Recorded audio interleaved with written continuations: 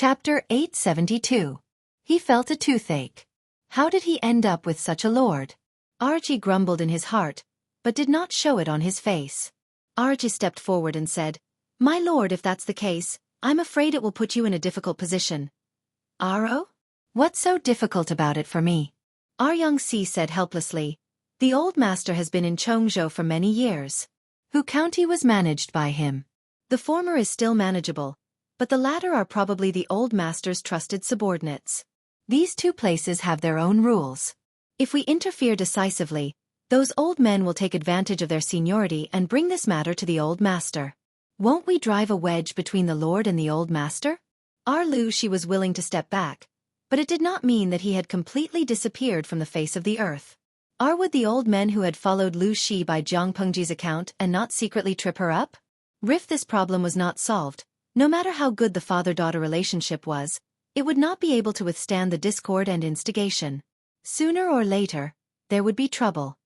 Since ancient times, how many fathers and sons did not get along and brothers fought each other?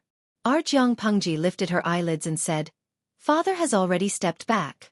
All the matters of Chongzhou and Hu County are decided by me. Those old men want to take advantage of their seniority in front of me. Even father can't protect them. I will make things clear to father." Xueqi heaved a sigh of relief and said, "That's good." Jiang Pengji asked around, "Are there any other questions?" Everyone did not speak. It was obvious that there were no objections. They knew very well that they would have to fight with the north borderline sooner or later. If the lord was willing to plan early, it was better than making a last-minute effort. The generals were already in a daze. Their slow brains finally connected with the others and they were secretly delighted. In their opinion, the lord would take over the power of Chongzhou and Hu County. The busiest people would definitely be civil servants.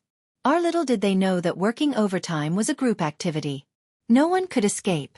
After a while, Jiang Pengji said to the crowd, "I don't have any objections for now. Take a look at this." Shi gestured to Waner. Waner got the order and stood up with a smile. She distributed several booklets to everyone. Shangguan was not only the administrator of the women's department of the government office, but she was also the female teacher of Wanzhou Academy. Ever since Xie Qian had fled from Zhongzhou to Wanzhou with Wan Xian, Jiang Pengji had abducted this great scholar of Zhongzhou to enlighten the students of the academy. In order to take over Shangguan teaching job, she selected someone from the women's department of the government office and asked her to teach the female students of the academy. After the divorce, not only did Li Yun return to work, even Shangguan returned to the government office and became Jiang Pengji's assistant. Li Yun anxiously watched as his wife walked in front of him and handed him a booklet bound with fine thread. He reached out to take it and secretly stroked Shangguan's delicate and soft hand with his fingers. His heart fluttered, but unfortunately, he was woken up by her slap. "You're not serious?" Shangguan muttered softly. Li Yun felt wronged. Ignoring this interlude, Shangguan distributed everyone's booklets, then returned to her original position and sat up straight. He tilted his head and asked Li Yun, "Han Mei, what's written here?" Everyone's level of education was different, but Dian Yan was completely illiterate. Li Yun looked at Dian Yan's booklet, then looked at his own booklet. Strangely, he found that the contents of the booklets were exactly the same. The so-called exactly the same was not only the content of the words, but even the size, shape, and horizontal and vertical strokes of each word were the same. Even he noticed this problem. Not to mention the other meticulous strategists. Among them, some already knew the reason, such as Qiguan Rang and Su Ku, while others were full of doubts. Jiang Pengji said, "I know what all of you are doubtful about. We'll talk about this later." Everyone. "Do you know what was the most hateful thing?" She refused to continue halfway through her sentence. Everyone could only suppress their curiosity and carefully read the contents of the booklet. Judging from the handwriting, this was their lord's handwriting. From today onwards to the war at the north borderline, the contents are the difficult problems that we will have to overcome in the next few years. In order for you to have a clearer and more intuitive understanding, I've listed them one by one according to the major and minor items, Jiang Pengji said. The three major items are governance, farming, and training the troops. Let's talk about governance first. Everyone present is a pillar of humanity, but everyone only has a pair of hands, not 3 heads and 6 arms. If it's just one zhou, everyone can still handle it with ease. If Chongzhou and Hu County are added, they will be stretched thin and will not be able to handle it. Therefore, I'd like to seek your opinion on whether we should choose a suitable time to issue the recruitment notice. Archiguan rang and the others did not speak, but their inner voices were the same. Send, send, send. If they did not issue the recruitment notice and recruit fresh blood, these old people would die of exhaustion at the desk. However, something like the recruitment notice was not something that could be issued as one wished. If the contents of the recruitment notice were not satisfactory, the scholars of the world might not be willing to buy it. Therefore, everyone recommended Feng Jin, who was the most talented in literature, and the heavy responsibility was directly placed on him. Feng Jin secretly laughed and cried. He stepped out to ask for details. He was just a ghostwriter when it came to writing the recruitment notice. The core ideas were still provided by the Lord. Jiang Pengji thought about it and said, regardless of your status, only talent is important. As soon as she said that, everyone was silent. Feng Jin's expression also froze for a moment, but he quickly recovered and calmed down. In the current selection system, the people selected must have a noble family background and must also have the rigid conditions of benevolence, righteousness, filial piety, and fraternity. Take Dongqing's evaluation system as an example. Family background, virtue, and knowledge belong to the top 3 categories. Appearance, ability, and temperament belong to the bottom 3 categories. Among the top 3 categories, family background and virtue accounted for 90%, and knowledge only accounted for 10%. In other words, if you reincarnated with your eyes wide open and reincarnated well, even if you were born with a mental disability, you would be many times more noble than countless poor students. If the two were placed together, the imperial court would also prioritize the former over the latter. Jiang Pengji looked around and asked coldly, why do you have any objections? Her team had gone through strict selection. Except for Feng Jin, who was tall, rich and handsome, the others were only tall, and from the perspective of a poor scholar, they could not possibly object to Jiang Pengji's suggestion. Regardless of your status, only talent is important. How many poor scholars' hearts were expressed in these few words? Many poor scholars did not lack ability, but their family background was not good enough. They did not even have the ticket to become a fish that leaped through the dragon's gate. Feng Jin's expression was normal as he said, I have no objections. The others echoed one after another. I think you all have no objections. Jiang Pengji spoke the truth. She said, talented people can help you lighten your burden and help you move forward. Useless people without talent will only add another burden to your heavy work. Do you think what I said is reasonable? Everyone was speechless. Chapter 873. The time was still too short. If Jiang Pengji was given another 1 or 2 years, she would be able to cultivate a group of talents with a basic foundation. As for the core talents, the cultivation period was even longer. She could only use the recruitment order to recruit people who would be loyal to her. Archiguan Rang lowered his head and flipped through the book. He saw that there were a few smaller items behind the main item, governance. The recruitment order was one of the smaller items, followed by the words, bookstore. Jiang Pengji said, I'm afraid that the recruitment order alone won't be able to tempt the scholars in the world, so I plan to announce an important decision. Everyone's heart skipped a beat. When their lord did not cause trouble, the trouble she caused could make them tremble in fear. Now it was obvious that she was going to cause trouble. How could it be a small matter? Jiang Pengji did not say anything else. She gestured for Shangguan Wan to fetch the things. They were also carried on plates, but the previous books were light and thin. The books that were brought up now were all very heavy. These books are for the children of the academy to start learning. In addition to the main text, there are also annotations carefully organized by Mr. Cheng Cheng. Hearing his father's name, Cheng Yuan's eyes lit up. After getting a book, he hurriedly opened it. After reading the contents, Cheng Yuan understood why his father always walked with the wind, as if he was radiating the second spring of his life. The words in the main text were relatively thick, only a little smaller than a copper coin. It looked very easy to read, neither laborious nor harmful to the eyes. The words in the annotations were smaller and more detailed than the main text. The content was all in the vernacular. Even an ordinary person could understand it after reading it once. In addition, there were small strange symbols between each sentence. Feng Jin vaguely discovered something. He could not wait to read it again in a low voice. When he encountered those strange symbols, he subconsciously paused. He suddenly understood the function of the symbols. They were all used to punctuate sentences.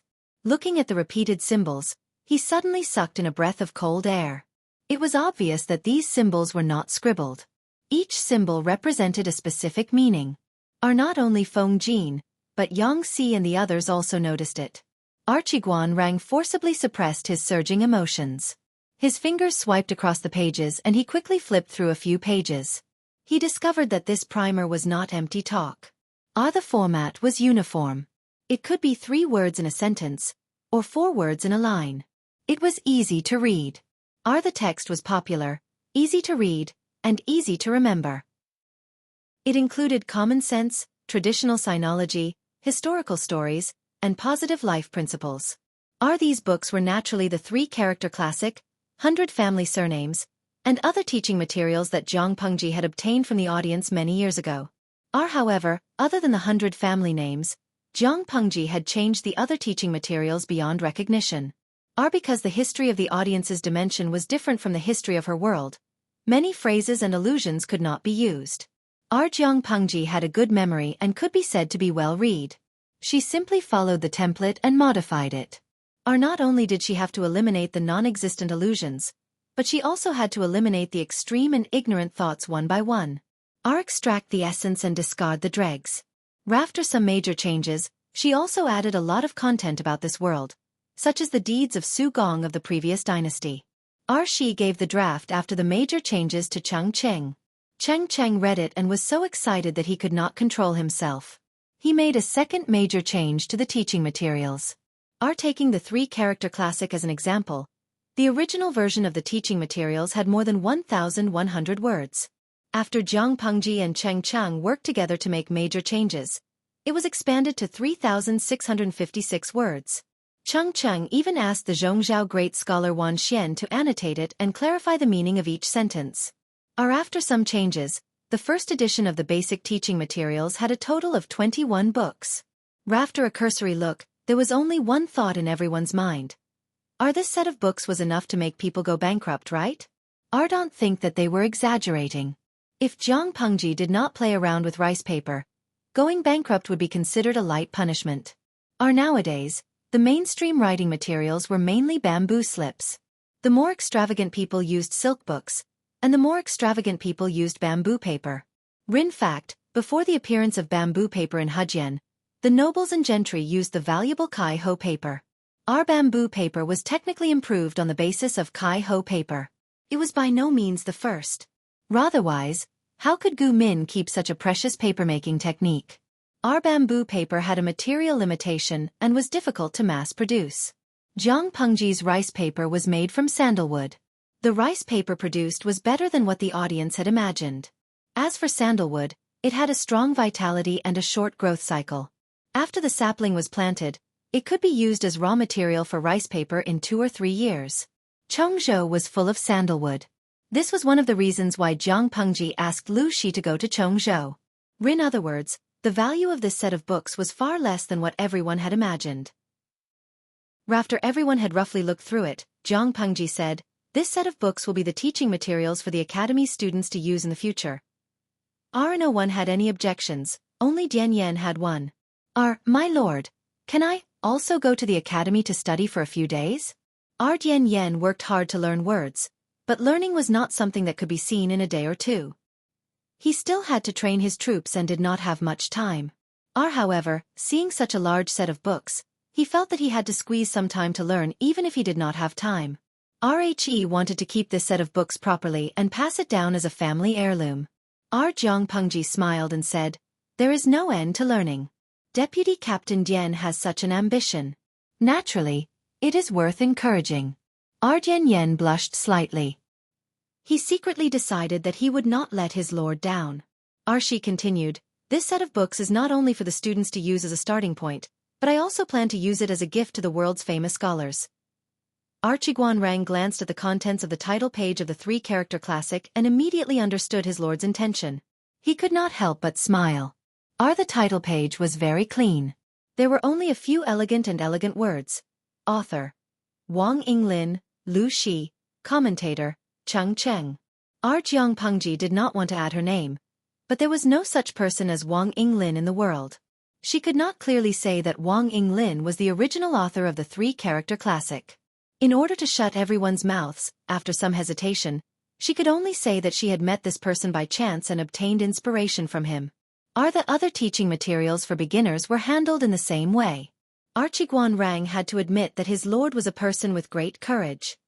This set of books was given to the world's famous scholars, not for anything else but for one thing: to create momentum. Once the world's famous scholars approved of it, this set of books would be pushed to the altar. Similarly, those who left their names on this set of books would be pushed to the altar.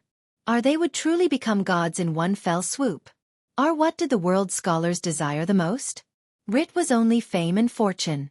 The so-called famous scholars, in layman's terms, were those who had fame but did not become officials. Among this group of people, some were truly noble and had unquestionable integrity. They did not want to become officials. Some wanted to become officials but did not have the qualifications. They could only find another way to make a name for themselves. As long as they had a reputation, there would naturally be people coming to claim them. Once they accepted the claim, they would enter the official career. However, being an official was only a temporary pleasure. How could it compare to writing books and becoming famous throughout the ages? Chapter 874. Famous Scholars? Except for a few people who saw through Jiang Pengji's plan, everyone else felt their hearts ache. This set of books was definitely a treasure that was hard to find. It was more than enough to be a family heirloom. Their lord was rich and overbearing. Not only did she want to donate it to the academy, but she also wanted to give it away for free. In their opinion, the cost of this set was no less than 200,000 strings of coins. How could she give it away just like that? Yen Yen and the others felt their hearts ache. Their cheeks twitched slightly. They wanted to say something to stop her, but none of them knew how to persuade their lord not to squander. Meng Hun, who had been in the background, opened his mouth. He asked in surprise, "Does my lord want to use this set of books to attract famous scholars?" If that was the case, the price was too high. Rin Dongqing alone, there were no less than 500 famous scholars who were well known. If everyone was given a set, according to the sky-high cost of 200,000 strings of coins, wouldn't the lord suffer a huge loss? Meng Hun had seen many so-called famous scholars with Meng Zhan. In his opinion, most of these people were embroidered pillows. They looked good but were useless. They had nothing to do all day. They gathered together to sing praises, grieve for the coming of spring, and pretend to be coy. They obviously wanted to be an official, but they pretended to be aloof and arrogant. To be honest, they were not good at other things, but they were eloquent and good at gossiping. RTO put it bluntly, many of these famous scholars were more like celebrities. Their ability to get things done left people in the dust. However, did the lord need such embroidered pillows? Jiang Pengji laughed and said, "It's just a set of books. How can it attract all the famous scholars in the world? This is just a stepping stone." In Jiang Pengji's opinion, the group of famous scholars was a publicity platform. This set of rudimentary books was in their hands. Through their mouths it would spread at the fastest speed. However, this was only the first step of Jiang Pengji's plan. Just a stepping stone? Meng Hun's heart trembled. Of course. Famous people have their own pride. Ordinary things can't move them. Jiang Pengji smiled maliciously and said, "We don't need to spend a lot of money. We just need to send them these beginners' textbooks. Smart people will know what to do." Everyone was speechless. This set of teaching materials were all made from the incomparably precious fine Xian paper. There were 21 books in a set, which was far more expensive than gold and silver. Not only was his master a prodigal, but she was also not very good at arithmetic. The generals were heartbroken. Only a few civil officials remained unmoved. Qiguan Rang smiled and said, "My lord is right. If this primer could be put into practice, it would be able to teach all the students in the world, and they could be called the teachers of the world. Not only will his name spread far and wide, his name will also be immortalized for generations to come." He purposely emphasized the last sentence. After the general heard this, He vaguely understood, and his complexion became much better. From ancient times till now, only Kong Shang could be called a teacher of all ages. From then on, all scholars set this as their highest goal in life. But who succeeded? Revan, the world-famous teacher, Master Yuan Jing, who taught many students and whose literary name spread throughout the 5 countries, was still not qualified. This set of beginners' textbooks could be truly perfected and enlighten the people. Those who left their names in it were destined to be immortalized for generations to come.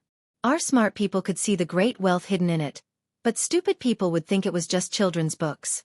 Jiang Pengji gave this set of books to the scholars not only to advertise herself, but also to tell them that there was a cake in Wanzhou. This is only the first step. We need to attract talented scholars of virtue and prestige to come and compile the teaching materials together. Jiang Pengji smiled and said, I have a second step here. Which scholar in the world doesn't want to write books? It's just that they don't have the means to do so. How many precious manuscripts have been lost? I have an idea. When we send out the teaching materials, we will announce to the world that we are willing to open the bookstore to publish books for scholars. There will be 20 copies of each book. As a reward for publishing the books, the bookstore will keep 10 copies of the samples. If you don't want to keep the samples, you can only pay for it yourself. This idea could be said to be bold. As soon as she said this, the civil officials, who were originally calm, could not stay calm. This was not something else. It was publishing a book. Which scholar in the world didn't want their ideas and crystallization to be passed down to future generations? Beginners' textbooks could attract famous scholars to join. Then writing books could attract the hearts of countless knowledgeable scholars from poor families. At a time when the aristocratic families monopolized the market, the cake that Jiang Pengji threw out was too attractive. It would definitely make countless scholars fight to the death for it. Revan, though Feng Jin and the others were mentally prepared, when they heard Jiang Pengji's words, their hearts still could not help but beat wildly. Everyone said, My lord is very kind. Feng Jin's reaction was still considered calm, but Xueqi, Yangxi, and the others' eyes were dark red and bloodshot. Wrongly they knew the pain of the scholars from poor families. The aristocratic families monopolized knowledge and education, thus monopolizing the official positions and power in the court. Why did people always say, it is difficult for a poor family to produce a noble son? Was it because the children from poor families were all mentally retarded? Not true. The children from poor families wanted to study, but they could not even find a book. How could the illiterate be a match for the noble son who was well-read? Jiang Pengji's move was undoubtedly carrying a mace and giving a blow to the aristocratic families. Why were the aristocratic families so powerful? It was because they held the most important knowledge in their hands. Every aristocratic family had countless precious books and books. They were born with conditions that ordinary people could not have. After many years of development, the aristocratic families had disciples and officials all over the world. Their power was deeply rooted, and they were united by blood relatives, cutting off the path of advancement for the scholars from poor families. If the sons of concubines from poor families wanted to stand out, they often had to rely on the aristocratic families, be humble, and endure humiliation. RTO put it bluntly, it was a distorted and deformed hierarchy of power. If there was any wealth in the world that was shared by the whole world, it was undoubtedly the written word. Jiang Pengji knew that her actions would cause a lot of resistance. Perhaps it would even cause the aristocratic families to group together and attack her. But this was not important. When Yangxi thought of this matter, his heart sank. Arichi said hesitantly, My lord, should we postpone this matter? If it is suddenly spread, I am afraid it will cause controversy among the scholars in the world. Yangxi did not want Jiang Pengji to be hurt because of this. If she fell, there would be no hope for the poor families. Jiang Pengji sneered and said, Then let them talk. A dog that bites doesn't bark, and a dog that barks doesn't bite. Your lord is rich. I am willing to be a sucker and publish books for others. Why should they be jealous? I have discussed this matter with Mr. Cheng many times and have already set a general plan. In addition to the first 2 steps, I have a third step, which is to set up a book club that is free and open to the public. Chapter 875. After careful discussion with Mr. Cheng, I plan to open the library to the public so that all scholars can enter. Jiang Pengji said this because there was a similar library in the previous dynasty called the Golden Scale Library. The Golden Scale Library was proposed by Prime Minister Huang Fu-xiu of the previous dynasty. Its original purpose was to benefit the scholars of poor families. However, since Prime Minister Huang Fu's death and his body was dismembered and cooked, the Golden Scale Library became a place that only the nobles were qualified to enter. Jiang Pengji now proposed to build a library similar to the Golden Scale Library. Presumably, all the scholars of poor families in the world would respond. Previously, I said that I would help people write books. With the consent of the people involved, the samples they leave behind will also be added to the library. Or, we can specially open such a place for people to communicate and discuss. Jiang Pengji was sure that if these three things were done well, Wanzhou would become the holy land in the hearts of the scholars of the world. When that time came, she would slowly choose and not worry about not having enough talents. After saying this, Jiang Pengji began to select people. Archiguan Rang and Feng Zhan went to Chongzhou. Yang Si went to Hu County. Su Ku and Feng Jin stayed behind to manage Wanzhou. Lu she agreed to retreat behind the scenes and give all power to Jiang Pengji, but whether she could completely conquer Chongzhou would depend on her ability. Archiguan Rang was from Chongzhou. He was very familiar with the situation there. Feng Zhan looked unreliable, but in fact, he was very scheming. When the two of them worked together, it would be difficult for others to take advantage of them. The local nobles in Hu County had been beaten by Lu Shi, so it was relatively easy to conquer. Yang Si could handle it alone. Su Ku and Feng Jin had a tacit understanding. Jiang Pengji was very relieved to let them stay in the base camp. After talking about management, let's talk about stationing the fields. Since ancient times, before the troops and horses moved, provisions and fodder came first. With sufficient provisions and fodder, there would be confidence in fighting a war. Jiang Pengji said, stationing the fields has begun to show results.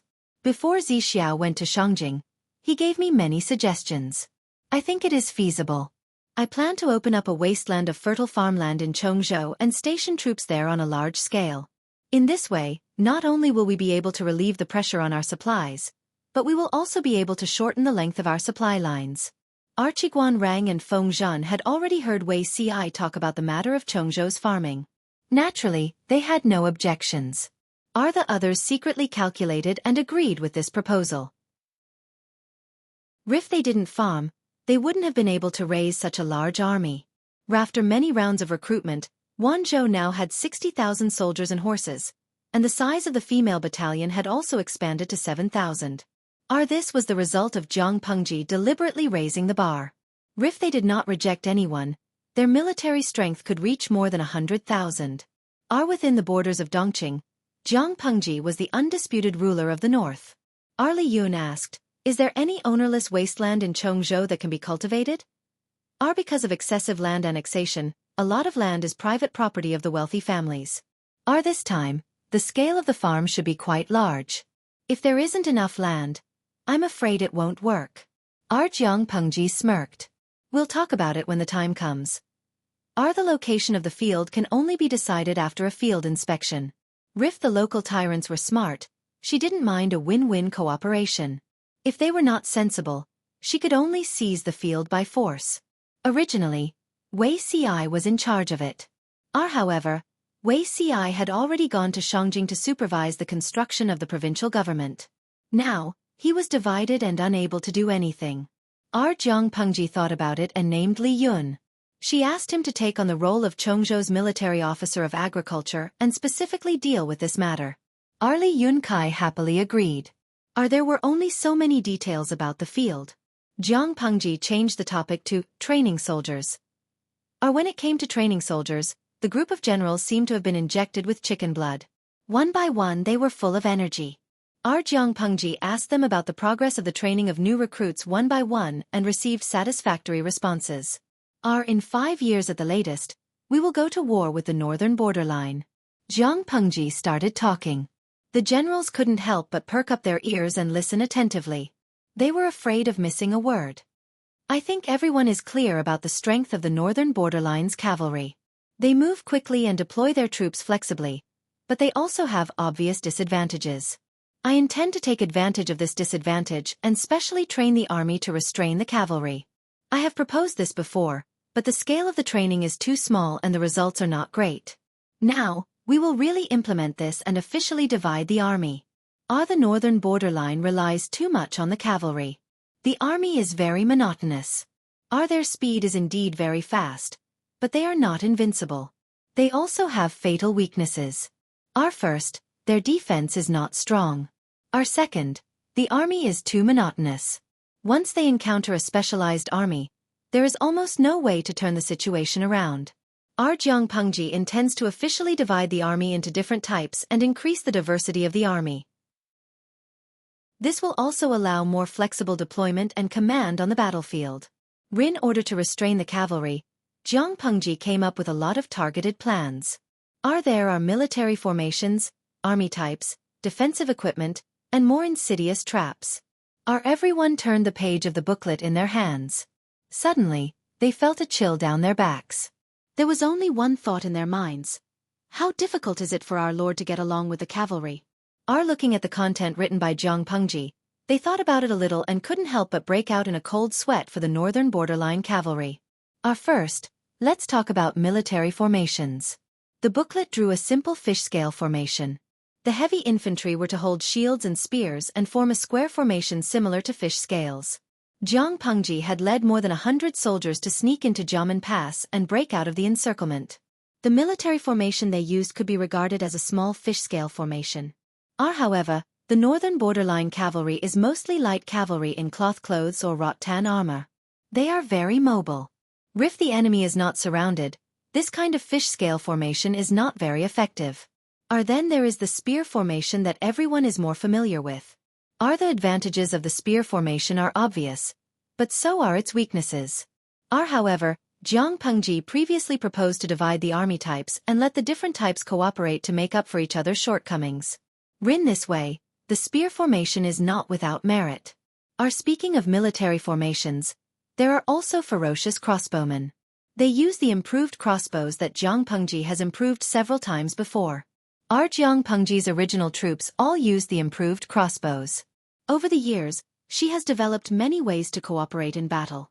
It is quite effective. In addition to the improved crossbows, the army also has the ballista.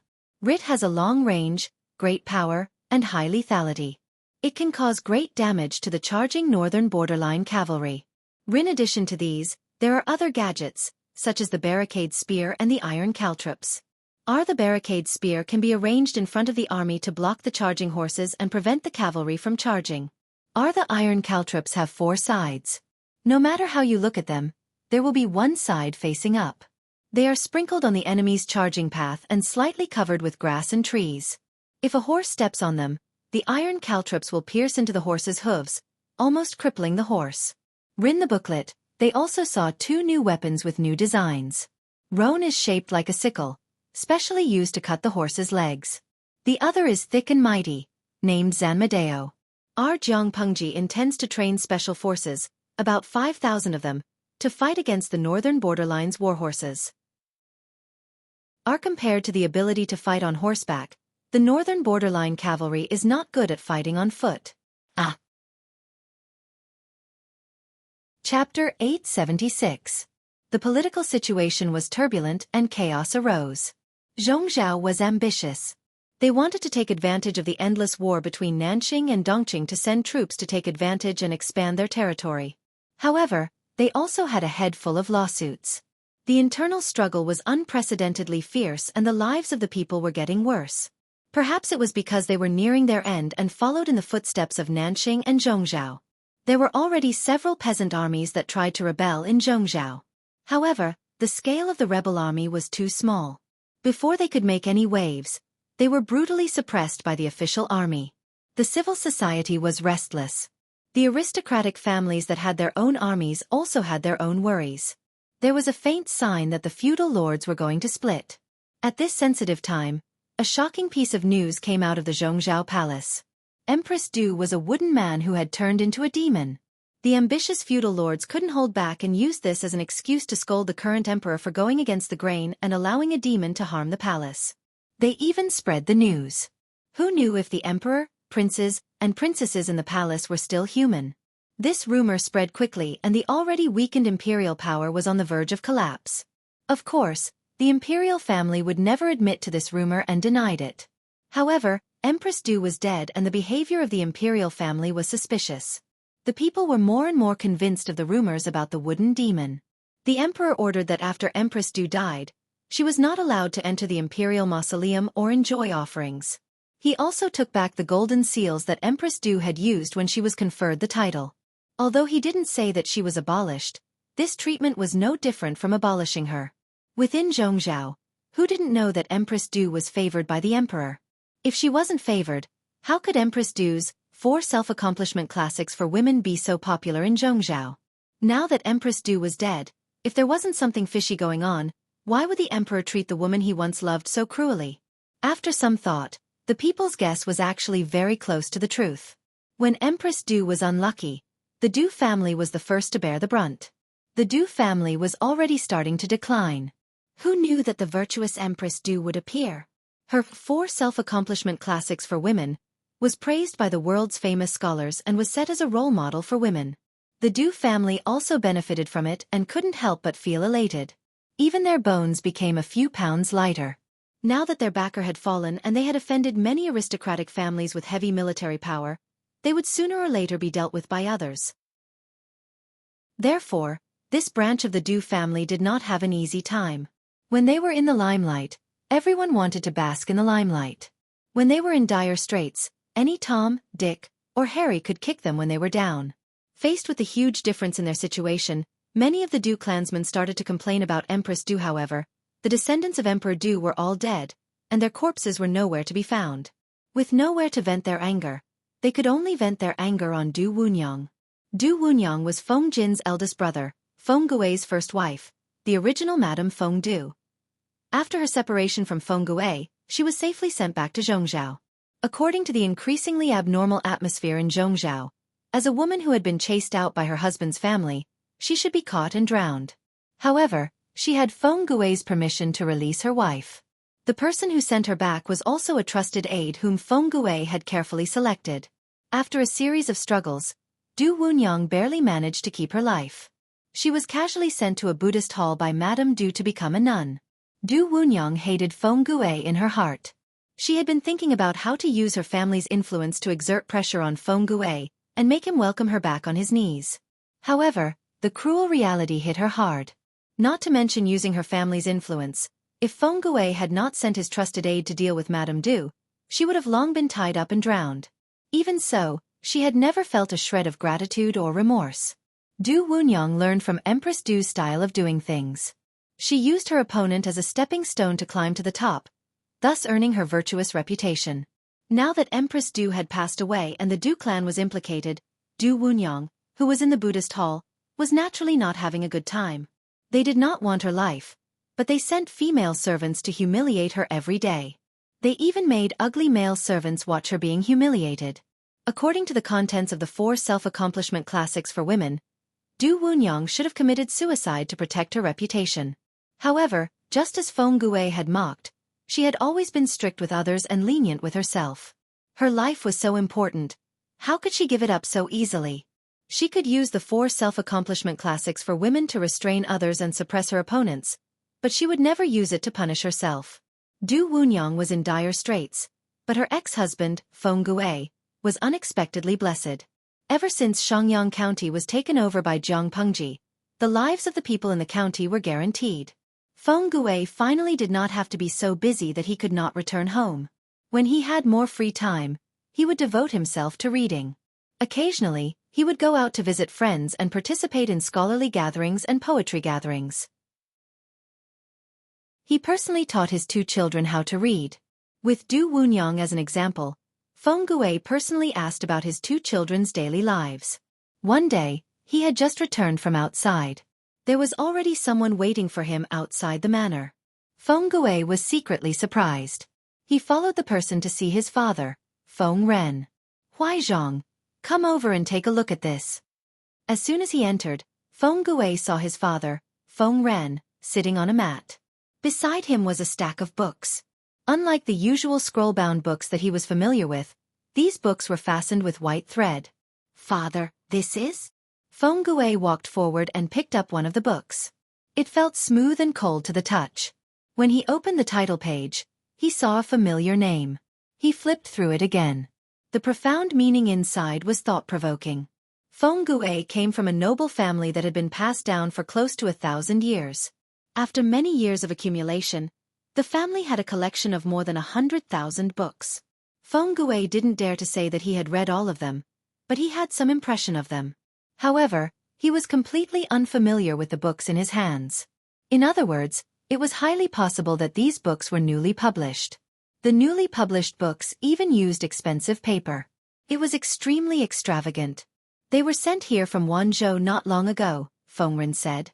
Second brother gave them to you? Feng Gue was the first to think of his younger brother.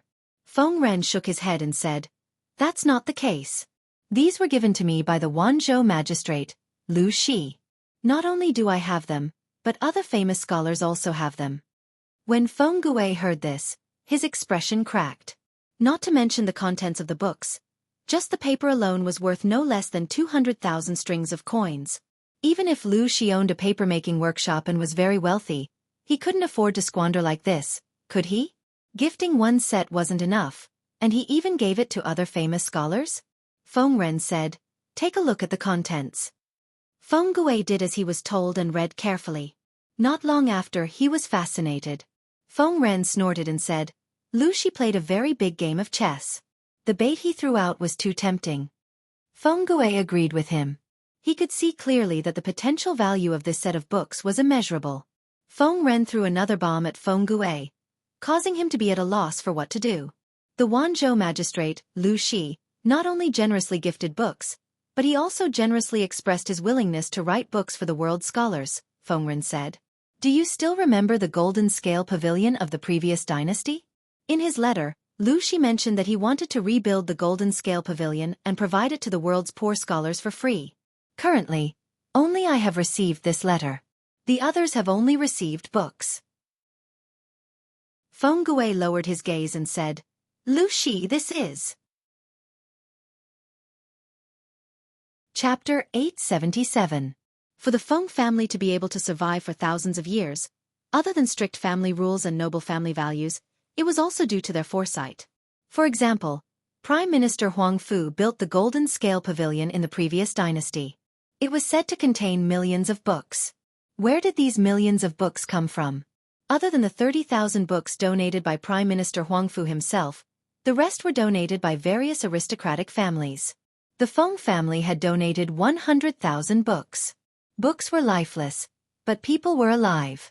It was precisely these 100,000 books that protected the Feng clan, allowing them to obtain another 200 years of prosperity. Compared to the other aristocratic families, the Feng family's style was different. If one were to compare those aristocratic families with armies to strong men with 8 packs, then the Feng family would be like a refined scholar with a tall hat and a wide belt. Not only did they look different, but their combat abilities were also on a different level. If it wasn't for the fact that they had so few troops, the Feng family wouldn't have had to hand it over to Jiang Pengji for the sake of the safety of Shangyang County.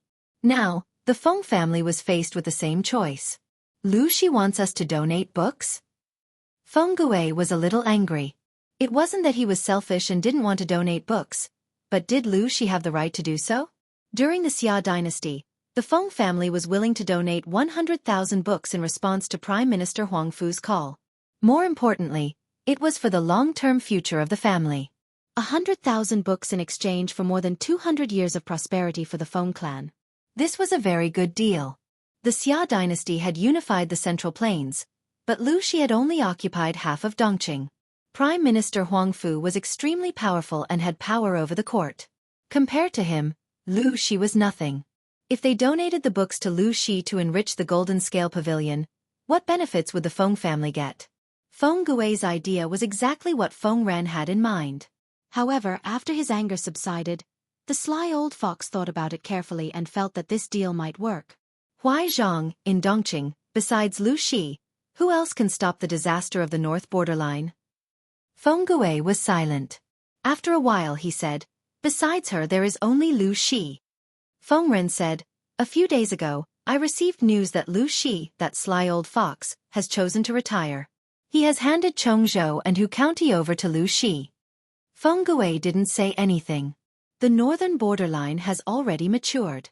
Although the horse plague has delayed it, it will probably recover in 3 to 5 years and send troops to Dongqing again.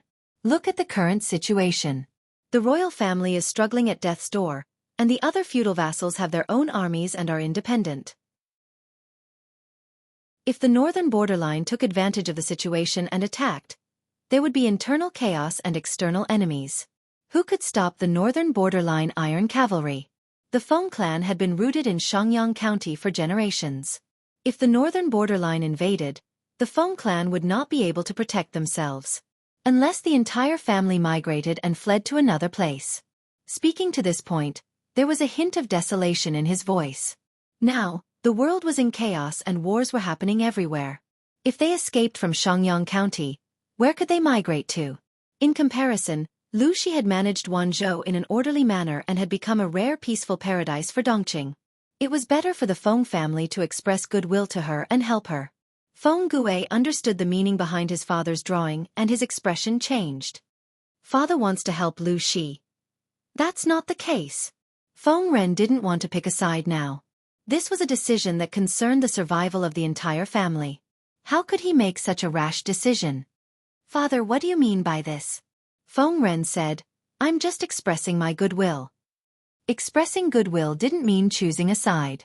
Strictly speaking, the Feng clan and Jiang Pengji had common interests. The stronger Jiang Pengji's power grew, the safer the Feng clan would be. Moreover, Feng Jin was Jiang Pengji's trusted confidant.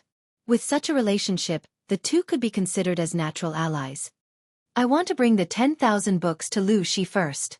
Saying this, Feng Ren pointed at the set of beginner's textbooks. These books are very suitable for children to learn. His words seem simple, but they contain infinite logic. If we can implement them thoroughly, perhaps they can really open the minds of the people. The Feng clan wasn't without ambition, but their ambition was different from other clans. As a rare millennium-old aristocratic family, they only had one goal: to continue the family line. While the other aristocratic families were desperately gathering wealth, oppressing the people, and searching for treasures, the Feng clan adhered to their ancestral rules. They didn't fight or plunder, didn't touch military power, didn't make enemies everywhere, and didn't provoke resentment from the people by force or trickery. They wholeheartedly guarded the cultural wealth their ancestors had accumulated. Before the Xia dynasty was established, there was a chaotic era of 16 kingdoms that lasted for hundreds of years. How many prominent clans were destroyed at that time? Only the Feng clan of Shangyang remained standing even though Shangyang County had changed hands several times. After all, the millennium-old aristocratic families and the new nouveau riche had different ideologies. Feng Ren said, I'll go take a look. It'll be a pity to miss such a good opportunity. Not to mention other things, just the set of books in front of him was enough to push Cheng Cheng to the top ranks of famous scholars. Before this, how many people had heard of Cheng Cheng's name? The cake was only so big. No matter what, the Feng clan had to take a bite or two. If Lu Shi was the final winner, this investment was definitely the best choice Feng Ren had made in his life. At the same time, many famous scholars in Dongqing also received this set of beginners' textbooks. Some people scoffed, but when they saw the names on the title page, they also felt jealous. Some people were so shocked that they couldn't wait to sleep with these books every day. At the same time, they used their connections to inquire about Lu Shi and the others. The topic was highly discussed, and so was its popularity. The names of Cheng Cheng and the others often appeared in big and small gatherings of famous scholars. Overnight, they became famous all over the world. After the public opinion fermented for a while, another piece of heavy news came crashing down. Write books and become famous immediately. How many scholars dreamed of this? This was a shortcut for countless famous scholars to further promote their literary names. The ancient times were not the modern times, where one could publish a book by spending tens of thousands of dollars. If one wanted to publish a book in the ancient times, one could not afford it even if they had a lot of money. Jiang Pengji's popularity was already very high. Now that such a big piece of news was revealed, people yearned to go to Wanzhou. This was not the end. When the news of Wanzhou investing money to rebuild the Jinling Pavilion spread, many aristocratic families looked at it coldly. The poor children were so excited that they could not control themselves. Jiang Pengji knew that this move would attract many talents, but she never thought that she would catch such a big fish. It was no longer a river fish. It was clearly a whale. Greetings, Master. Hearing that there was an ancient person visiting, Jiang Pengji was stunned for a moment. She immediately asked someone to invite him to the main hall. Seeing the person, even someone as calm as Jiang Pengji could not help but be shocked. She came back to her senses and quickly bowed to the person. The hale and hearty Master Yuanjing smiled and helped her up. He said gently, "Times are different now. Magistrate Liu is too polite. A teacher for a day is a father for life. It is my duty for a student to bow to a master." Jiang Pengji quickly adjusted her emotions, but her heart was still in turmoil. She never thought that she could catch such a big fish like Master Yuanjing. Wasn't this person unintentionally involved in the fight for the dukes? Was he wholeheartedly focused on guarding the academy and educating people? Now that he appeared in front of her, how could she not be surprised? Surprise! Surprise! Chapter 878. It turned out that Jiang Pengji had good taste. Master Yuanjing didn't come to help her. He was just interested in the beginner's teaching materials. She wasn't surprised by the result. Master Yuanjing was a highly respected teacher in Dongqing. He had taught many students for decades and had accumulated a wealth of teaching experience.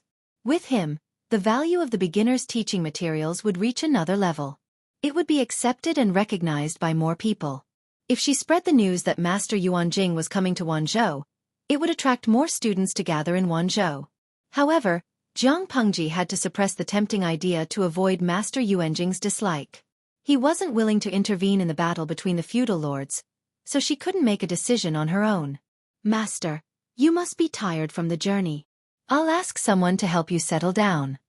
After the small talk, Jiang Pengji saw that Master Yuanjing looked tired. She asked with concern, "Master, you came from Langyi County. It's a long journey. Why didn't you bring more people to serve you?" "I don't care about those things. Why would I need so many people to serve me?" Mr. Yuanjing smiled and said, "If I were 10 years younger, I would be able to travel alone. Now that I'm old, I've become a burden." Needless to say, when Master Yuanjing was young, he was also a ruthless person who fought along the way. He might be amiable now, but when he was young, he killed a few bandits. As they were talking, there were unfamiliar footsteps approaching. Jiang Pengji looked in the direction of the sound and saw a slightly plump young man standing outside. Seeing Jiang Pengji look at him, the young man was stunned. He immediately bowed respectfully. Jiang Pengji smiled. "Senior Zuda, long time no see. Why are we so distant?" The young man's surname was Tang. His first name was Yao. His courtesy name was Zuda. He and Jiang Pengji had a bad relationship. Back in the day, they had a conflict at Jishan Hot Spring in Shangjing. Tang Yao stood up for two playboys who had offended Jiang Pengji. Of course, the conflict ended with Jiang Pengji's victory. Master Yuanjing even reprimanded Tang Yao. Later, Jiang Pengji went to Langyi to study. Tang Yao didn't like her.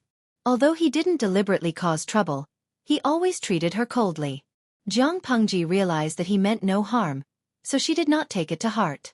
In Jiang Pengji's memory, Tang Yao was a young man born in a gentry family.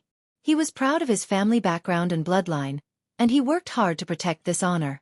From Tang Yao's point of view, Jiang Pengji was a weirdo in the circle of the gentry. Looking at it that way, it made sense that Tang Yao did not like Jiang Pengji. Tang Yao stood outside, hesitating to enter. The expression on his face was slightly stiff, and he did not dare to make eye contact with Jiang Pengji. Master Yuanjing found it funny and called out, "Zuda, come here." Tang Yao hesitated for a moment, but he did not dare to disobey his master's order. He walked steadily to Master Yuanjing's side and sat down. "Master." Tang Yao bowed to Yuanjing, then turned to Jiang Pengji and said, "Magistrate of Liuzhou." Jiang Pengji smiled. "I haven't seen you for a few years. Senior Zuda has become more mature." After saying that, Tang Yao's expression slightly twitched, but he didn't dare to refute. Master Yuanjing smiled and said, "Don't blame Zuda." He was shocked too. Surprised? It couldn't be. Was her face really that ugly? Master Yuanjing smiled and explained, "A few months ago, I received news that Lanting is a girl." Zuda refused to believe it and insisted that it was slandered by others. Now that he saw Lanting in person, how could he not be shocked? Although she's a girl, she's still better than thousands of men. I see. In that case, it's my fault. Jiang Pengji recalled the 3 years she spent studying in Langyi County, and could not help but laugh. There were probably many people who were as confused as Tang Yao. She studied in Langyi for 3 years. She thought she studied seriously, but in the eyes of others, she was still a model of ignorance and incompetence. There were even people who said she was a libertine who slept with prostitutes, and secretly spread the rumor that she impregnated an unknown prostitute. Although it was a groundless rumor and there was no concrete evidence, it could be indirectly proved that Jiang Pengji's reputation in Langyi was not good. Even though Jiang Pengji had left Langyi, many places still spread her legend. When Jiang Pengji's identity was revealed, those people's faces were slapped swollen. She was a girl. No matter how much she slept with prostitutes, it was impossible for her to impregnate someone. As for the rumor of heartless men abandoning good girls, it was even more unfounded. The few people who liked to smear her reputation kept quiet out of fear and closed their doors. Master Yuanjing said, "You have your own difficulties. How can I blame you?" If there were no difficulties, who would hide their true identity for more than 10 years? Jiang Pengji smiled non-committally. To facilitate the academic exchange between Master Yuanjing and Cheng Cheng, Jiang Pengji moved Master Yuanjing's residence near the latter. Just as Jiang Pengji had guessed, Master Yuanjing did not get involved in the government affairs of Wanzhou.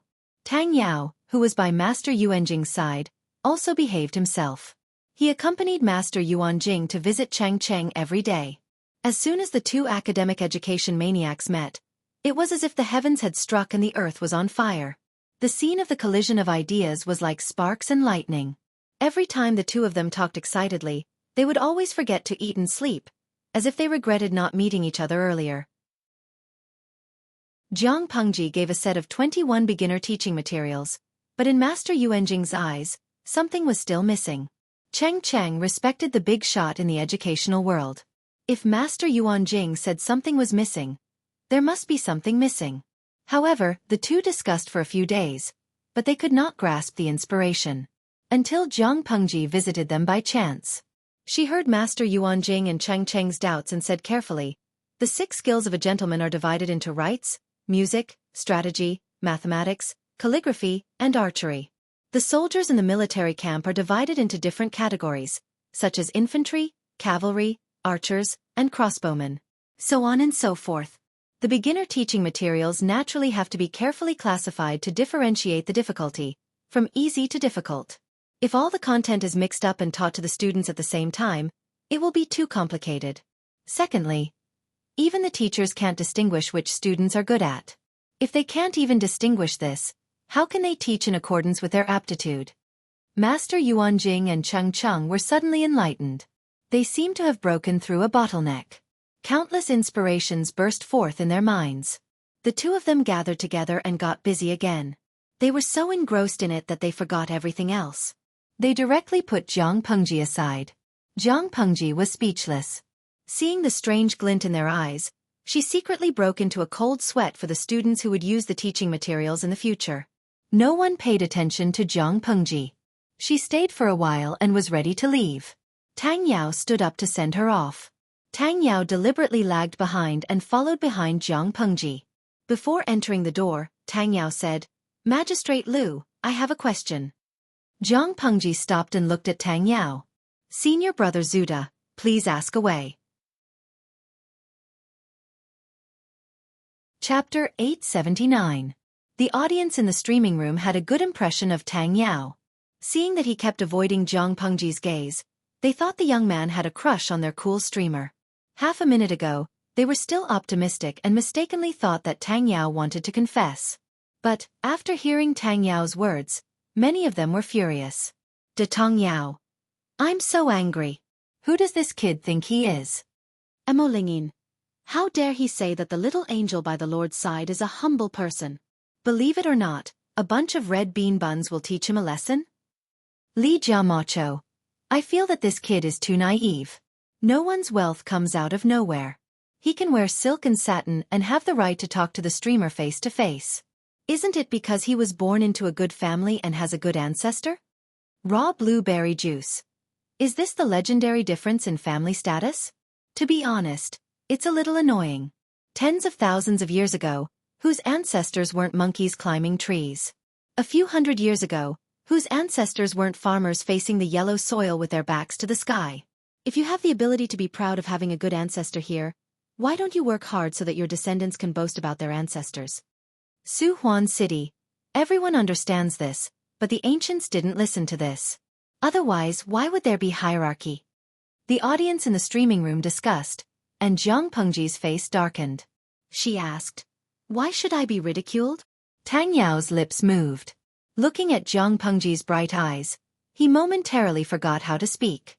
When he realized what he had said, Jiang Pengji's face darkened. Tang Yao said, "How can the governor be so lowly? Look at the people under your rule. One is a sinner who has been branded, one is the son of a prostitute, one is a mixed blood, and the rest are uncivilized, courageous, and unwise boors. Since it's a great matter to help the world, why do you need to work with such lowly and immoral people? If this matter is spread, the scholars of the world will naturally be ashamed." Jiang Pengji snorted coldly after hearing that. Tang Yao felt a slight chill on his back. He subconsciously took a small step back. An indescribable chill spread from the soles of his feet to his brain. Jiang Pengji sneered. "Oh, but I don't think it's worth laughing at. On the contrary, it's you who said it that's hilarious." Tang Yao's face paled as if someone had nailed him to the spot. Master Yuanjing knew about Tang Yao's problem. He tried to correct it, but it was not very effective. This time, he had brought him here to broaden his horizons, so that he would not be a frog at the bottom of a well. Tang Yao's family background wasn't as high as Feng Jin's, but he wasn't weak either. He grew up with a silver spoon in his mouth, and the people around him instilled in him the idea that his family's bloodline was noble, and that the aristocratic families were born to be superior to the poor. He slowly accepted this kind of brainwashing, and he felt that people from poor families were insignificant and without virtue, and that he shouldn't associate with them. It was because of his admiration for Yuan Jing that he became a disciple of the Langi Academy. This was the first time his outlook on life was impacted. Master Yuan Jing paid particular attention to education without discrimination. He always insisted on teaching students in accordance with their aptitude. Therefore, his students had different backgrounds. Tang Yao never interacted with students who weren't part of the landowning households. It seemed very rude, but this kind of behavior was normal among landowning households. "You!" Tang Yao was furious. He originally wanted to befriend Jiang Pengji, but he didn't expect her to hang out with people from all walks of life. It was fine that she didn't want to learn, and she slept with other women, but she had the bad habits of eating, drinking, and gambling. She behaved rudely, and she didn't have the slightest moral integrity that a landowning household should have. Jiang Pengji looked at Tang Yao coldly. "The sinner you mentioned, his birth mother was killed by a domineering country gentleman. As a son, how can he be indifferent? When an ordinary man is angry, blood can be spilled. Is it wrong for Xiaoyu to stand up for his mother?" Tang Yao was speechless. His birth mother was killed, and as a son, he was indifferent. Wasn't that extremely unfilial? An unfilial person was an animal. As for the son of a prostitute? If it weren't for such an unfilial and unfaithful animal, would the women in the brothel still have feelings for him and get pregnant? The mistakes of parents don't implicate children. You said that Wan Zheng was a mixed blood, but in the end, wasn't it because the nobles of Dongqing were cowardly and incompetent, so their land was invaded by foreign clans, and their people were humiliated? If it was a humiliation, shouldn't those nobles, who held their positions without doing any work, commit suicide to apologize? Tang Zuda, I can still listen if you criticize them based on their talents. Using such an excuse to attack others is really the behavior of a despicable person. Tang Yao stood rooted to the ground after being scolded by Jiang Pengji. His ears were ringing. He wanted to refute, but the words were at the tip of his tongue, but he couldn't say them. Jiang Pengji continued. "You said that the generals under me are all uncivilized, brave but not astute? That's a big mistake. If it weren't for them fighting in the north and south to quell the calamity of the Tsingyi army and the Red Lotus Group, Wanzhou today would just be purgatory on earth." Tang Zuda. Have you ever seen the tragic sight of white bones exposed in the wild and no rooster crowing for 1,000 miles? I don't want to hit you, but with your body, I'm afraid you can't even withstand one of my fingers. In conclusion, Tang Yao, who was neither good at literature nor martial arts, had no right to criticize her little princesses. Zhang Pengji added one last stab. The old people often say, when you drink water, don't forget the person who dug the well. The grains you eat, the clothes you wear, every grain, every stitch and thread, what do you get from your own labor? These are all the hard work of ordinary people. From the beginning to the end. Have you ever put in any effort? Have you ever shed a drop of sweat? In that case, are you considered an ungrateful person? After saying that, Zhang Pengji snorted coldly, turned around, and left, leaving Tang Yao rooted to the ground. Tang Yao followed Master Yuan Jing and left Langyi. As they hurried along, they traveled and studied. He, who lived in an ivory tower, finally saw the cruel scene outside the ivory tower. The wild wolves and fire dogs were so hungry that they were emaciated. In order to find food, they had no choice but to search for human bones on the ground to satisfy their hunger. The damaged white corpses were half covered and half exposed in the wilderness. In a trance, they seemed to be able to hear the mournful sobs of lonely souls. The refugees on the road had lost their humanity under the oppression of life. They could do all kinds of inhumane things. Such a miserable scene caused people to panic in their hearts. After entering the territory of Wanzhou, it turned out to be another paradise on earth. After asking carefully, Tang Yao discovered that the people had put those humble people on a pedestal. Some people even set up longevity tablets for them in their homes. Feng Jin, Wei Ci, Feng Zhan, and the others were all from gentry families. How could the others deserve it? That was why Tang Yao was so conflicted when he saw Zhang Pengji.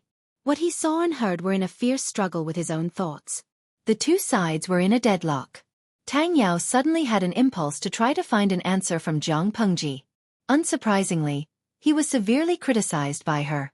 Tang Yao returned to the house in a daze. Master Yuan Jing and Cheng Cheng were chatting and laughing. "Zuda, how is it?" Tang Yao pursed his lips and did not say a word. Although the master was always nagging, he was sure that the other party definitely knew what had happened. Master Yuan Jing sighed and said, If there's anything you don't understand, just watch, listen, and think. Why bother to provoke her?" Chapter 880. Tang Yao still had no reaction. He looked at the dejected Lu Shi, like a defeated rooster. He had lost all his vigor. Cheng Cheng's gaze shifted between the two of them, as if he was curious about what the teacher and student were up to. After a few breaths, Tang Yao said dejectedly, "I meant well." Although the boy's words were harsh, Tang Yao didn't mean any harm. Zhang Pengji had either been fighting or preparing for war all these years. She didn't attend gatherings between the gentry, so she didn't know what others thought of her. Tang Yao was different. He kept in close contact with the gentry, so he was well informed about all kinds of gossip. Lu Shi was the legitimate son of the Lu family in Hejian. No, the legitimate daughter. She had a rather noble background, but she didn't want to improve herself. She spent all her time with a group of lowly and immoral people. Tang Yao often heard people talking about her behind her back. Everyone said they were ashamed to be associated with her. Based on Tang Yao's worldview and standpoint, there was nothing wrong with those words. The noble families and the commoners were originally people of two different worlds. Yuan Jing said, "That person's honey is my frost." Tang Yao said, "But..." His lips moved as if he wanted to say something, but he swallowed the words that were hovering on the tip of his tongue. Tang Yao was confused. Had Lu Shi not discovered the crux of the problem? What crux? Why were there so few people seeking refuge with her?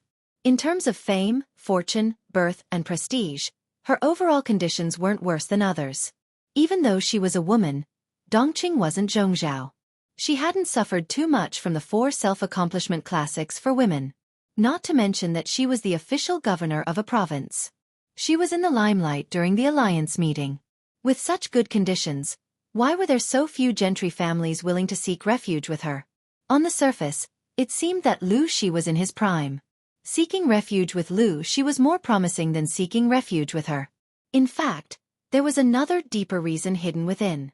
How many of the people around Zhang Pengji were from proper aristocratic families? The civil officials were divided equally. Feng Jin, Wei Ci, and Feng Zhan were from gentry families. But other than Feng Jin, the other two's families had fallen. As for the generals, the situation was even worse. Except for Luo Yue, who was somewhat promising, the others were all wiped out. Therefore, in terms of power structure, 80% of Wanzhou was made up of people from poor backgrounds. In the eyes of those proud and arrogant landowning households, this was just a group that couldn't be shown in public. Those aristocratic families who valued bloodlines and insisted on family status were not even willing to share the same room with people of humble origins. To put it bluntly, they would feel disgusted even if they breathed the same air, not to mention working under a lord and being suppressed by someone of humble origins. How could they tolerate this? This was absolutely intolerable.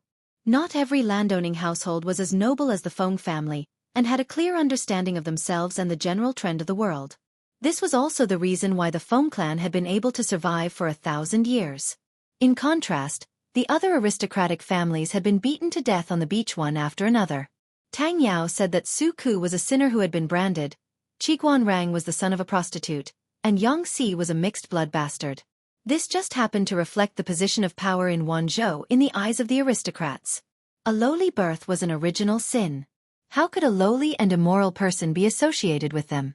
As for those reckless martial artists who lacked literary virtue and could not be educated, they were even more despised. Dongqing had always valued literature and restrained martial arts. Coupled with their poor birth, the group of martial artists in Wanzhou was naturally looked down upon and despised. Of course, there was no lack of clear-headed and noble people among the aristocrats, but they were as rare as phoenix feathers and unicorn horns. Tang Yao was scolded by Jiang Pengji, and he felt very wronged. In his opinion, he was persuading her out of goodwill to get closer to the aristocrats and not to lower her status by mingling with a group of humble people. Master Yuanjing sighed. Tang Yao was a very filial and good student who respected his teachers, but he also had the bad habits of the aristocrats. As a smart person, how could he not see through Jiang Pengji's plan? To him, whether it was the aristocrats or the poor, those who were useful were people, and those who were useless were just trash. In times of prosperity, the aristocrats could cover the sky with one hand. In times of chaos, etiquette collapsed. Whoever had the bigger fist was the boss. Who cared if you were an aristocrat or a poor family? Seeing that Tang Yao's head was still hanging, Yuanjing said, "Lanting is a smart person. How could she not know her own situation?" Tang Yao was even more confused when he said that. If Jiang Pengji was really clear about her situation, she should have made better use of her advantages and contacted the aristocrats. But now, the aristocrats had developed a prejudice against her, and none of them were willing to join her. Master Yuanjing said, "Zuda, you don't have to worry too much. The situation will improve in at most 5 years." It was not completely chaotic yet, and the aristocrats were still immersed in the dream of controlling everything. When the north borderline was destroyed, you don't care about me now, and you won't be able to reach me in the future. Cheng Cheng heard that and glanced at Master Yuanjing from the corner of his eyes. Cheng Cheng and Jiang Pengji were like teachers and friends. He vaguely knew about the latter's plan. He did not expect the teacher in Langya County to be able to see through everything so keenly.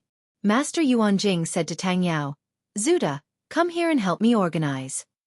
Instead of letting the student go out and offend people, it was better to keep him by his side and help him compile the teaching materials to avoid getting into trouble. Putting aside Tang Yao's other qualities, at least his talent was worthy of recognition. Little did he know that Master Yuanjing's decision allowed Tang Yao to avoid a fatal crisis. Tang Yao and Jiang Pengji's conversation did not go unnoticed. The content of the conversation spread out and soon reached the ears of a few people involved. Suka's expression was cold. Qiguan Rang sneered when he heard that. Yang Si snorted and went straight to the door. As mentioned earlier, Yang Si's teacher was Master Yuanjing. If one were to get to the bottom of it, he and Tang Yao could be considered brothers of the same master. In his early years, Master Yuanjing traveled abroad to train himself and pick up good seedlings from his family. Yang Si, who was still a baby, was abandoned by his mother behind the door of a cheap hostel near the brothel. The place was remote and cold. When he was about to cry his last breath, Master Yuanjing happened to be practicing his sword in the backyard of the hostel.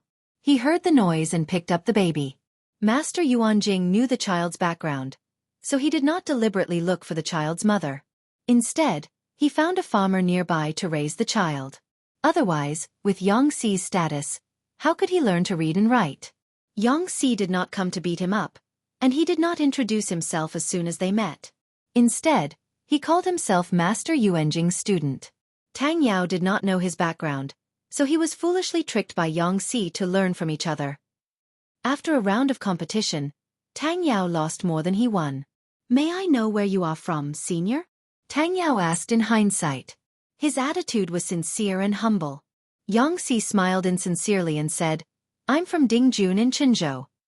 Tang Yao's heart skipped a beat when he heard the address. He had a vague bad feeling. As expected, Yang Si stood up and flicked his sleeves. He looked humble, but he was actually mocking the other party. He's just the son of a prostitute. He's just a lowly and immoral person. How is he qualified to be called by you? Chapter 881. Yang Si seemed calm, but in fact, he was a hot-tempered person who refused to suffer losses. Wei Si owed him 1 copper coin worth of buns, and Yang Si could also remember it well. With the compound interest, it turned into several strings of cash. He even dared to trick his best friend, let alone a brat who spoke rudely to him. If it were not for Master Yuanjing and the Lord, Yang Si would definitely not let it go so easily. By the time Wei Si heard about Tang Yao's incident, the weather had already turned completely cold. He carefully recalled and could not help but sigh. Yang Si and Tang Yao were destined to be enemies. In his previous life, both Yang Si and Tang Yao served under Huang Song. At that time, the world was already in chaos, and the 5 kingdoms were no more. The wars between the feudal vassals became more and more intense, and the aristocratic families all took sides. Tang Yao, who had a deep prejudice against the poor, had no choice but to become an official for the sake of his family's grand plan. He chose Huang Song, who was one of the most powerful people at that time. As soon as Tang Yao arrived at Huang Song's camp, he was put in an important position and made contributions twice. He was born into a landowning household. With his addition, the landowning household under Huang Song's banner suddenly grew in power. As the lord, Huang Song did not mediate in time, inadvertently exacerbating the conflict between the two forces. The two factions fought openly and covertly, and the battle situation became more and more intense. During one of the celebratory banquets, Huang Song shared some fine wine with everyone. Tang Yao was so happy that he couldn't help but drink too much. In public, not only did he point at the mulberry tree and scold the locust tree, he even quoted classics to ridicule him as the son of a prostitute, causing Yang Si to be put on the spot. After this incident, the two of them became sworn enemies, and they were as incompatible as fire and water. At that time, the emperor had already gotten rid of the Su family and launched a sneak attack on Xueqi, who had a weak military force. The conflict between her and Huang Song had been made public. After the two sides rested and reorganized, they tacitly gathered their forces and prepared for a battle to the death. The frontal battlefield was in a stalemate, so His Majesty placed the breakthrough point of the battle on the weaker flank. Coincidentally, Yang Si and Tang Yao were arranged to be together. His Majesty took advantage of Yang Si's gluttony and deliberately sent people to contact Yang Si, and deliberately let Tang Yao see it. Everyone in Huang Song's faction knew that Yang Si was a picky eater. There were very few foods that could be approved by his picky tongue. At first, Huang Song scoffed at this. This kind of lowly method of sowing discord was completely ineffective. It was fine if it happened once or twice, and Yang Si had personally explained it to Huang Song, but what if it happened more often? Many a little makes a mickle. The snowball of suspicion was getting bigger and bigger. Coupled with Tang Yao's provocation, Yang Si's situation was worrying. Even though Yang Si righteously rejected the sugar-coated bullet later, Huang Song's suspicion of him had already taken root. After that, His Majesty took the counselor's advice and played a hat trick. He successfully killed some of Huang Song's elites and asked the best calligrapher to imitate Yang Si's handwriting to write a specious letter to the enemy. Then, he deliberately exposed the flaws to Tang Yao. Since Tang Yao had obtained the evidence, he naturally wouldn't let go of this opportunity easily.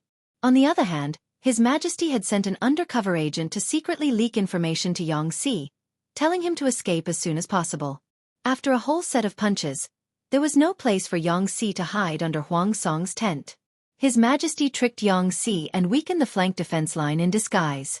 Using this as a breakthrough, he fought bravely. Because of these experiences, Wei Si's heart ached for Yang Si. It wasn't a big problem to have a little bit of a hobby, but unfortunately, he met a black-hearted opponent and a pig-like teammate. After Huang Song was defeated, Yang Si still held a grudge and returned all the humiliation he had suffered in the past to Tang Yao. Tang Yao couldn't bear the humiliation and committed suicide by hitting the wall. In this life, looking at the situation, although the two of them had conflicts, their feud wasn't too deep. At least, it wasn't to the point where they would fight to the death. Considering their relationship with Master Yuan Jing, they probably wouldn't completely kill him, right? Wei Si's guess was right. The two of them would indeed not have a death feud. However, Tang Yao had also offended Xueqi and Qiguan Rang. Xueqi had a good temper and didn't care, but Qiguan Rang's resentment was no less than Yang Si's. Fortunately, Master Yuan Jing had already decided to keep Tang Yao by his side and write the book seriously. He would make full use of Tang Yao's strengths and avoid competing with Qiguan Rang and the others on the same stage. In this way, there wouldn't be many opportunities for them to have conflicts, and they wouldn't fight to the death. This year was the second year of the farming system. God was especially kind, and there was abundant rain, so Wanzhou welcomed a rare bumper harvest. According to the rules of the farming system, the state government could receive 30 to 40% of the food. Even so, the amount of food left in the hands of the people was more than twice as much as before. The taxes collected by the state government filled the warehouse to the brim. According to Suke's calculations, it was enough to support Wanzhou's expenses for 3 years. When Jiang Pengji received the news, she had already taken Qiguan Rang and the others to Chongzhou. Yang Si went to Hu County according to the original plan. Feng Jin and Suke stayed in Wanzhou to look after the house. Of course, looking after the house in a place like Wanzhou wasn't an easy job. Feng Jin looked at the blueprint of the golden scale pavilion that his lord had left behind.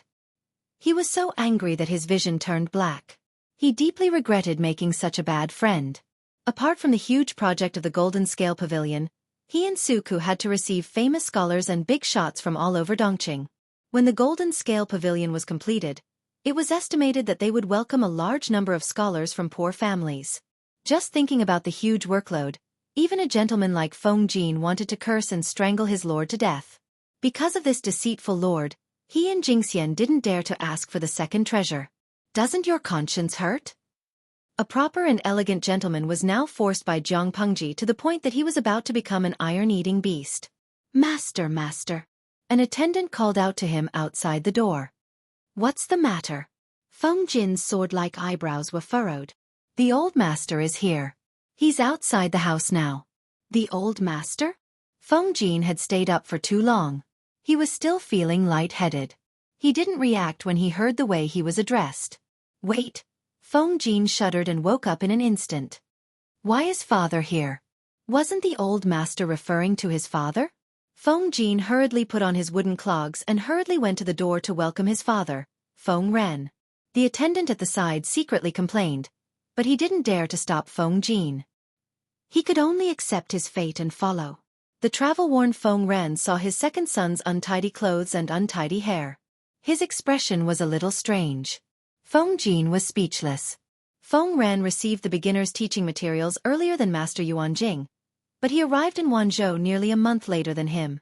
It wasn't that he deliberately delayed the time. It was entirely because it took time to organize 10,000 books. Moreover, they were all made of bamboo slips. They were packed in dozens of carriages. Not only did they move slowly, but they also encountered bad weather for a few days. In order to prevent the slips from getting damp, they had to find a village to rest for the time being. After some delay, how could his walking speed compare to Master Yuan Jing's group, who had a light carriage? Your clothes are untidy and you don't care about your appearance. How dare you appear in public like this? What a scandal! Feng Ren frowned. His second son had always been steady. He didn't expect that after Feng Jin got married and became a father, he became more and more degenerate. Feng Jin was speechless. Chapter 882. Before late autumn, Jiang Pengji successfully arrived at the Chongzhou capital with more than 10,000 troops and horses and the little princess's resentment buff. Chongzhou was more northerly than Wanzhou, and the omen of winter could already be felt. When Feng Zhen and Qiguan Rang each held onto their fur cloaks and refused to let go, Jiang Pengji was still graceful. Zhang Tu. Is there anyone in front to receive us? Jiang Pengji called out to Fu Wang, who was leading the troops from a distance. Fu Wang led the troops to clear the way. His burly and strong body rode on a tall horse. He was born with a dignified aura. However, such an extraordinary and valiant man had now furrowed his brows into a knot. Just by looking at his face, outsiders could tell that he had a lot on his mind. Hearing his lord's call from behind, Fu Wang's heart overflowed with anxiety. Jiang Pengji knew what he was anxious about.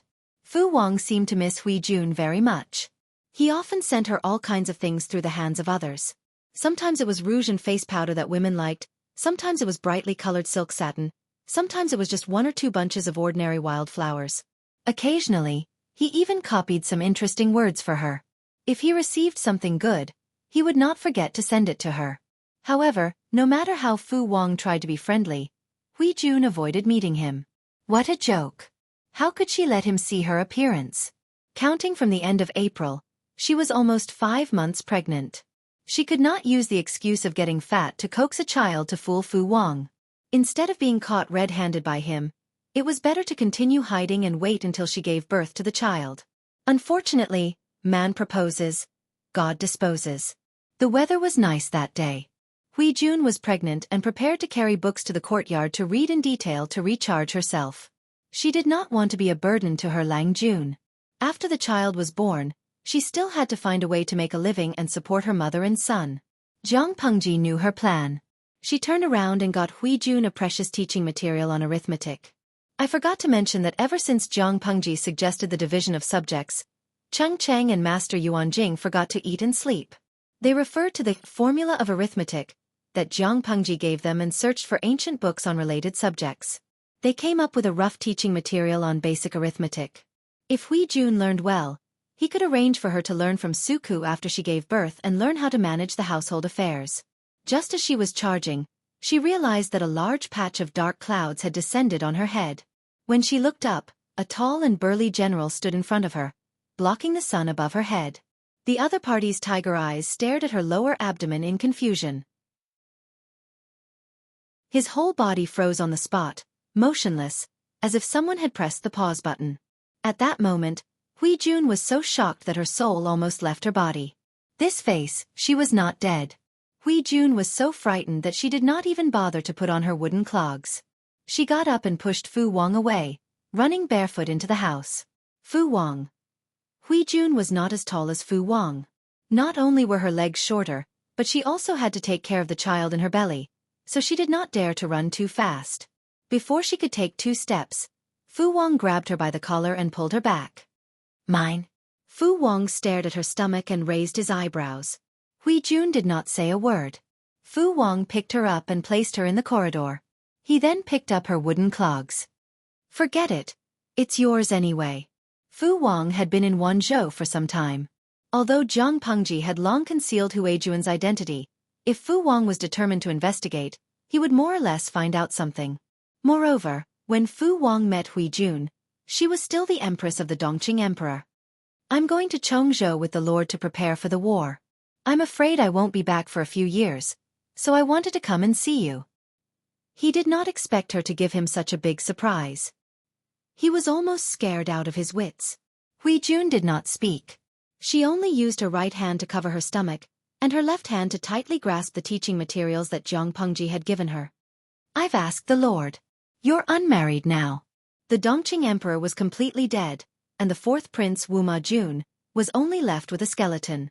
Hui Jun should be considered a widow now. Since she was a widow, she was unmarried. After a while, Fu Wang tried to reach out to touch Hui Jun's stomach. She was so scared that her whole body tensed up. When I come back, I'll teach him martial arts and reading. I won't let you work too hard. If you run into any trouble, take this to my former deputy general. He's stationed here now. If he sees this thing, he'll definitely help you if he can. Hui Jun looked at Fu Wang with a strange expression. He was not even sure who the child in her stomach belonged to. How dare he say that? Fu Wang was talking to himself. Hui Jun said with slight awkwardness. Fu. General Fu, what do you mean? You've accepted all the things I've given you over the past few months. After hearing that, Hui Jun almost could not react. She thought that Fu Wang's first reaction when he saw her was to take something and chop her into pieces to vent his anger. At Jiamen Pass, if she had not purposely set a trap for Fu Wang, even if he had lost, he would not have lost so badly. She did not think that this man was really interested in her. Fu Wang passed the token that he always carried with him to her hand. He said a few words in a hurry, then climbed over the wall and left. Hui Jun was speechless. She was wondering how Fu Wang, this uncouth man, could sneak in without a sound. Did he climb over the wall? Thinking of this, Hui Jun could not help but frown. Lecher, you actually think that the Lord's backyard is your home? Fu Wang liked Hui Jun. Knowing that she was pregnant, he changed the things he usually gave her to good medicinal herbs that were gentle and nourishing. As for whose child Hui Jun was, he did not think much about it. Song Prefecture was located in the north, and part of it was bordered by the mutated tribe. The mutated tribe was fierce and often killed people. The border was in constant chaos, causing women to lose their husbands and children to lose their fathers. After many women lost their husbands, they would still bring their ex-husband's child to marry their current husband. The current husband was also generous to his stepson, and most of them treated him like his own. This was because no one knew when something would happen to them. Raising their stepson seriously was no different from raising their own son. Fu Wang had been raised by a pack of wolves, and his adoptive father, Fu Yang, had brought him along. He had lived in such a tough environment for more than 10 years. Under the influence of what he saw and heard, Fu Wang did not feel too conflicted. As long as Hui Jun was his, then Huijuan's child would also be his. He was currently preoccupied because when he left, he had sneaked a look at Hui Jun and found that her belly had grown a lot bigger. Fu Wang had once seen a woman give birth, and that had been a psychological scar for the rest of his life. There was a peasant family at the border. The husband had recently passed away, and the wife, who was more than 9 months pregnant, could only manage the household and bear the heavy burden of field work. Unexpectedly, she was too tired, and her amniotic fluid broke, and she was about to give birth on the spot. At that time, Fu Wang was still living with the wolf pack. Because it was autumn, it was not easy to find food, so he could only leave the wolf pack's territory and search for prey further away. Coincidentally, he met the woman lying in the field, her legs wide open. A baby's head with fetal hair was slowly coming out of her womb. The young Fu Wang was so scared that he was sweating all over. Chapter 883. Knowing that Jiang Pengji had arrived, Lu Shi had already sent people to meet them. Fu Wang rode forward and found that there were many people to meet them. He glanced around and saw that the young man in front was dressed in brocade clothes. His face was somewhat similar to his lord's. Fu Wang knew that his lord had a younger brother. Seeing the young man's appearance, he could roughly guess his identity. He stepped forward and asked.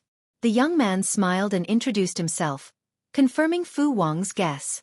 The young man's figure was on the thin side, and his appearance was delicate and elegant. He was dressed in exquisite luxurious clothes, and his head was covered with a glossy fur coat.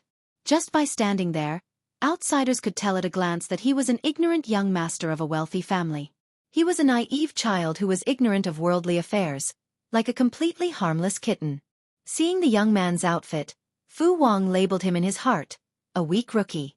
After all, he was the Lord's younger brother. Fu Wang got off the horse and bowed to him. I heard that my sister is here. Can you take me to see her?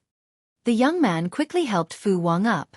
His smile was pure and clean, just like the pure white snow on the mountain peak. It made people unwary.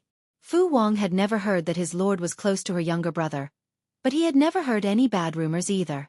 Seeing that the young man was so excited and eager, Fu Wang's cold expression softened slightly. He stood up straight.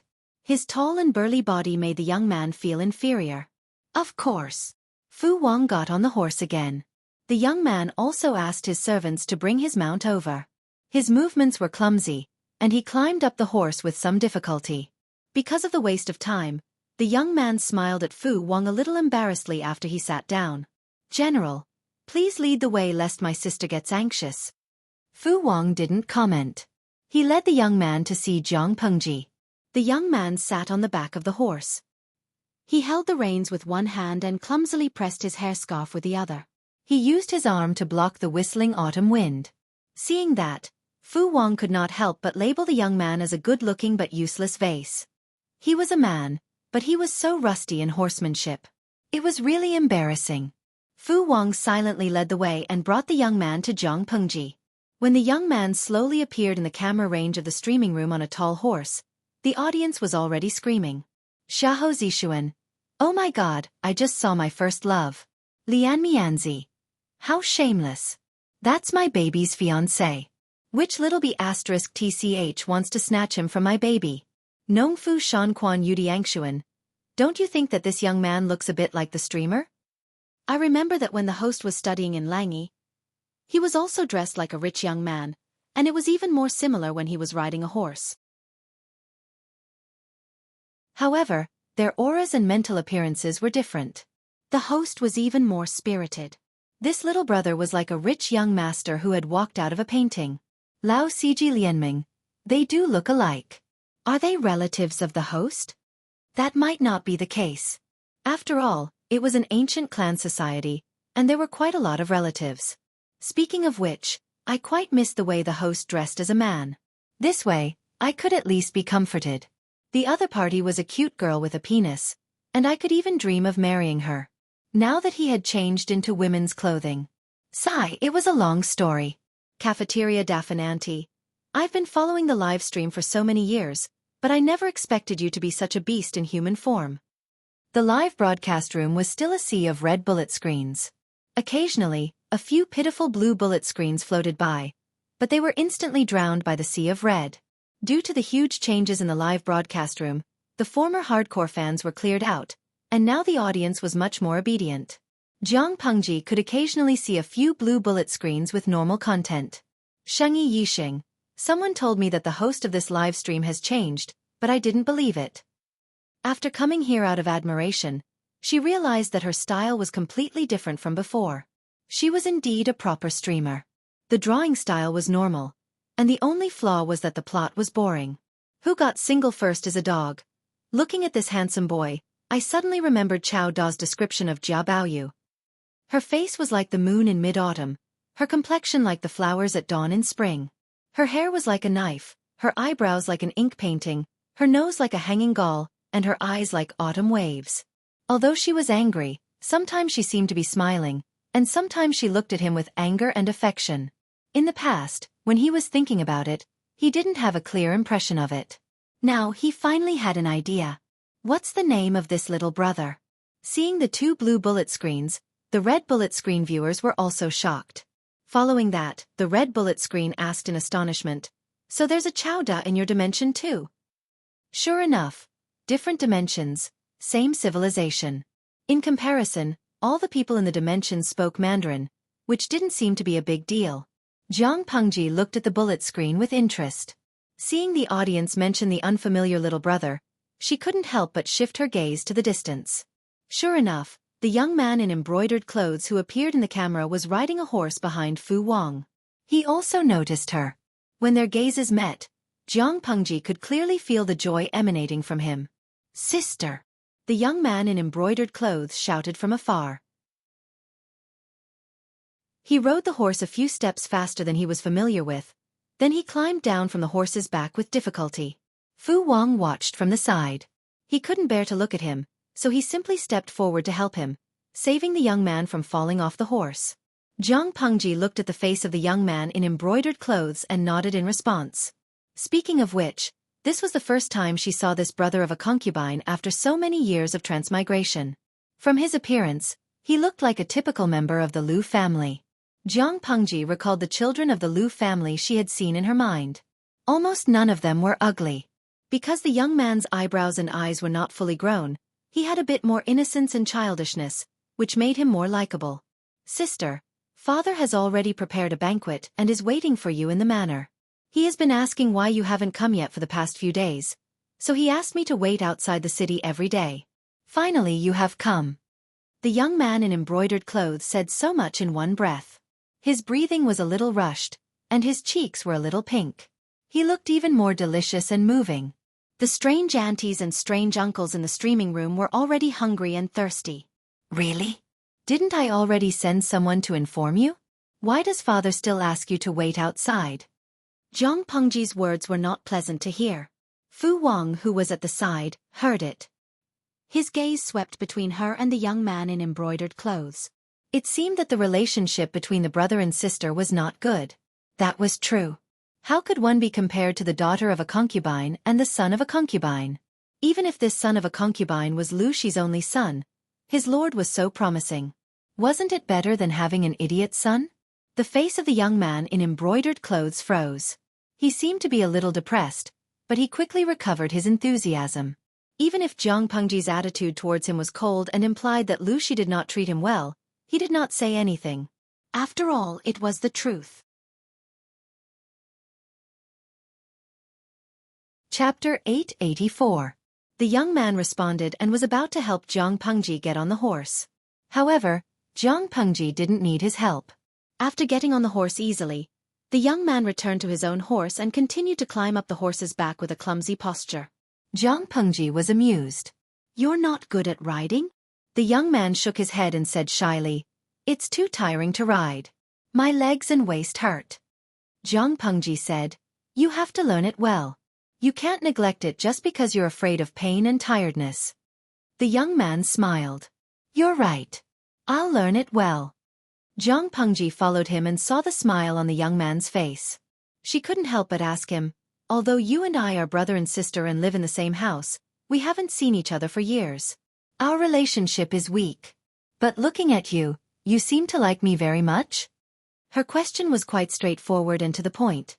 The youth in embroidered robes was dumbfounded. After all, even if they didn't have a good relationship, they had to pretend in front of outsiders. Why would they see through the facade? The young man thought about it and answered honestly. He said, "Although you haven't seen me before, I often hear about you from the servants. I've been longing for you for a long time. What's more, if you didn't mention me to father, he wouldn't have brought me from my hometown in Hejian to his side. Although you won't believe me, I'm really grateful. I want to thank you personally." Lu Shi rarely asked about the sons and daughters of the concubines in the backyard. Before that, the young man had only seen Lu Shi a few times. Now he was valued by his father, brought to his side, and supervised every day. This was something he didn't even dare to dream of. Zhang Pengji smiled. She said, "Your father's son. Blood ties can't be severed. Even if I didn't mention this to father, you should consider marriage. He can't just ignore you. I really didn't do much." The young man said, "No matter what, I still like you very much. Father always said that if I could have 30% of your understanding, he would be satisfied. However, I feel that life is short and it's time to have fun. Understanding is something you're born with. It can't be forced. No matter how hard I try, I can't do it well. I might as well forget about it. Anyway, father and sister won't let me starve to death on the streets." Zhang Pengji couldn't help but smile. She said, "Life is short, so it's time to have fun?" Zisher often said the same thing. If you meet, you might have a common language. You're the son of the family. Father won't allow you to muddle along. The embroidered-clothed youth said, "Zisher? Was it Feng Zhan who worked for sister?" Listening to the elder sister's words, the younger brother was a little curious. However, he is a talent that elder sister needs to use. He can't be like little brother, who wastes his time seeking pleasure. Little brother shouldn't lead him astray. Zhang Pengji was amused by the young man in embroidered clothes. Feng Zhan was a seasoned veteran in the world of romance. If anyone was to be led astray, it would be Feng Zhan who led others astray. The youth in embroidered clothes was very talkative. He looked a little shy, but his personality was very cheerful. There was almost no awkward silence. Seeing that they were about to enter the city, Zhang Pengji said, "You're almost 15 this year, right?" The youth in embroidered robes said, "After the 12th month, I'll be 15. Has father thought about what courtesy name he wants to give you?" Although courtesy names were given after one's coronation, father and elders could name them in advance. With Lu Shi's reputation and Zhang Pengji's status, the youth in embroidered robes had a strong backing. He had the right to choose a courtesy name in advance. The youth in embroidered robes said, "Father said a while ago that he wants to pick again. After he's done, he can look at me." Speaking of his marriage, the youth in embroidered robes was not shy. Instead, he was generous. His eyes were full of curiosity about the unknown. Indeed, we should choose carefully. The group entered the city. There were few people on the streets. But looking at the people's attire and complexion, they were living a good life. Although Lu Shi had decided to retire behind the scenes, the mansion he lived in was still his old house. It was much larger than the mansion in Hejian. Lu Shi's housekeeper was looking around anxiously outside the mansion. He even stretched his neck. Seeing the target appear at the end of the long street, the old housekeeper's wrinkled face was filled with joy. Even his eyes lit up. This old servant greets the eldest lady. Jiang Pengji got off the horse and handed Little White's reins to the groom. Is father here? The old housekeeper nodded vigorously. Yes. Master has been waiting for you all day. Jiang Pengji asked Fu Wang to set up camp outside the city. After the soldiers were settled, she entered the mansion with the old housekeeper leading the way. This daughter greets father. Jiang Pengji greeted Lu Shi. Halfway through her greeting, Lu Shi helped her up. Lanting has lost a lot of weight. You look taller than before. Jiang Pengji was only half a head shorter than Lu Shi and half a head taller than her brother. This height was not considered short among men, not to mention that she was a woman. She really stood out from the crowd. Whether it was Jiang Pengji or Lu Shi, neither of them liked to stir up emotions. The youth in embroidered robes said, "Father, I think she is tired from the long journey. Why don't you ask someone to prepare some hot soup and help her change?" Lu Shi said, "Zhaoer is right. I was too careless." Then, he called for the servant girl. Jiang Pengji closed the streaming room and went to wash up with the servant girl. This room doesn't look like it was cleaned recently. The servant girl said, "It has always been here. Master has prepared it for you since he came here." Jiang Pengji looked down. "Thank you, father." She took a good bath and the servant girl brought in luxurious clothes and turtle shell jewelry. After dressing up, she looked at the woman in the bronze mirror and curled her lips stiffly. It was the first time she dressed up like a woman since her transmigration. She put on makeup and put on the best clothes. She and the youth in embroidered robes looked like sister and brother. It was as if they came from the same womb. Jiang Pengji looked down and picked up a sandalwood brocade fan from the servant girl's plate. "Let's go." Jiang Pengji went to the main hall and found a few unfamiliar faces there. They were all dressed in formal attire. Lu Shi was talking to them. When he saw Jiang Pengji, he quickly got up. He said, "Lanting, come to your father's side." Jiang Pengji walked over, and the middle-aged men all looked at her with scrutinizing eyes. They all had the same question in their eyes. Was this the woman chosen by the magistrate of Liuzhou? Some people snorted disapprovingly, some were deep in thought, and some closed their eyes. They behaved like outsiders. Jiang Pengji did not need Lu Shi to introduce them. She knew that they must be related to the aristocratic families of Chongzhou.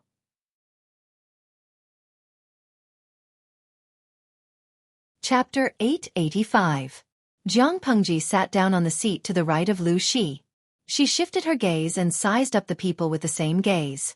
Noticing Jiang Pengji's disdainful scrutiny, they were rather unhappy. They were Lu Shi's distinguished guests and usually treated him as equals. As Lu Shi's daughter, Jiang Pengji was supposed to greet them as a junior. Not only did she not greet them, but she also arrogantly skipped over it. Now she was looking at them with such a rude gaze. For a moment, everyone was a little unhappy. Their opinions of Jiang Pengji grew. Lu Shi saw all of this. He knew his daughter's temperament. It would definitely be the Shuraba again later. He took the initiative to bridge the gap between Jiang Pengji and the aristocrats of Chongzhou, trying to ease the awkward atmosphere between them. At that moment, one of them spoke up. He asked, "Magistrate Lu said earlier that he had an important matter to discuss with us. What is it?" Jiang Pengji sat upright in her seat. Her right hand held the handle of her sandalwood brocade fan. She tapped the palm of her left hand from time to time. She was bored, so she turned on the live stream. The audience thought that Jiang Pengji's live stream for the day had ended. They went home and looked for their mothers. They didn't expect the live stream, which had been off for almost an hour, to suddenly turn on. Everyone quickly clicked on it. A few middle-aged men appeared on the screen. Looking at their sitting postures and the surrounding environment, they were probably having a meeting? The audience harbored this doubt and went to look for their streamer. They searched and searched. Where did the streamer go? The audience was stunned. A scary thought popped up in their heads. Could it be that the streamer in the live stream room had changed again in such a short time? Little Smart Express, Sigma, degree, asterisk, Chowdo Sak, this elegant lady, who are you? Lihua Sueyu. I'm shocked. So our streamer is a crossdresser? He's so beautiful. He looks like the husband of the baby. Xuening Yi, to the previous commenter, eat baby's machete. That's obviously my husband. Iji roasted chicken. I'm shocked. This is definitely a lifetime series. Oh my god, the streamer actually knows how to put on makeup and crossdressing. Jiang Pengji rarely put on makeup. She was usually barefaced.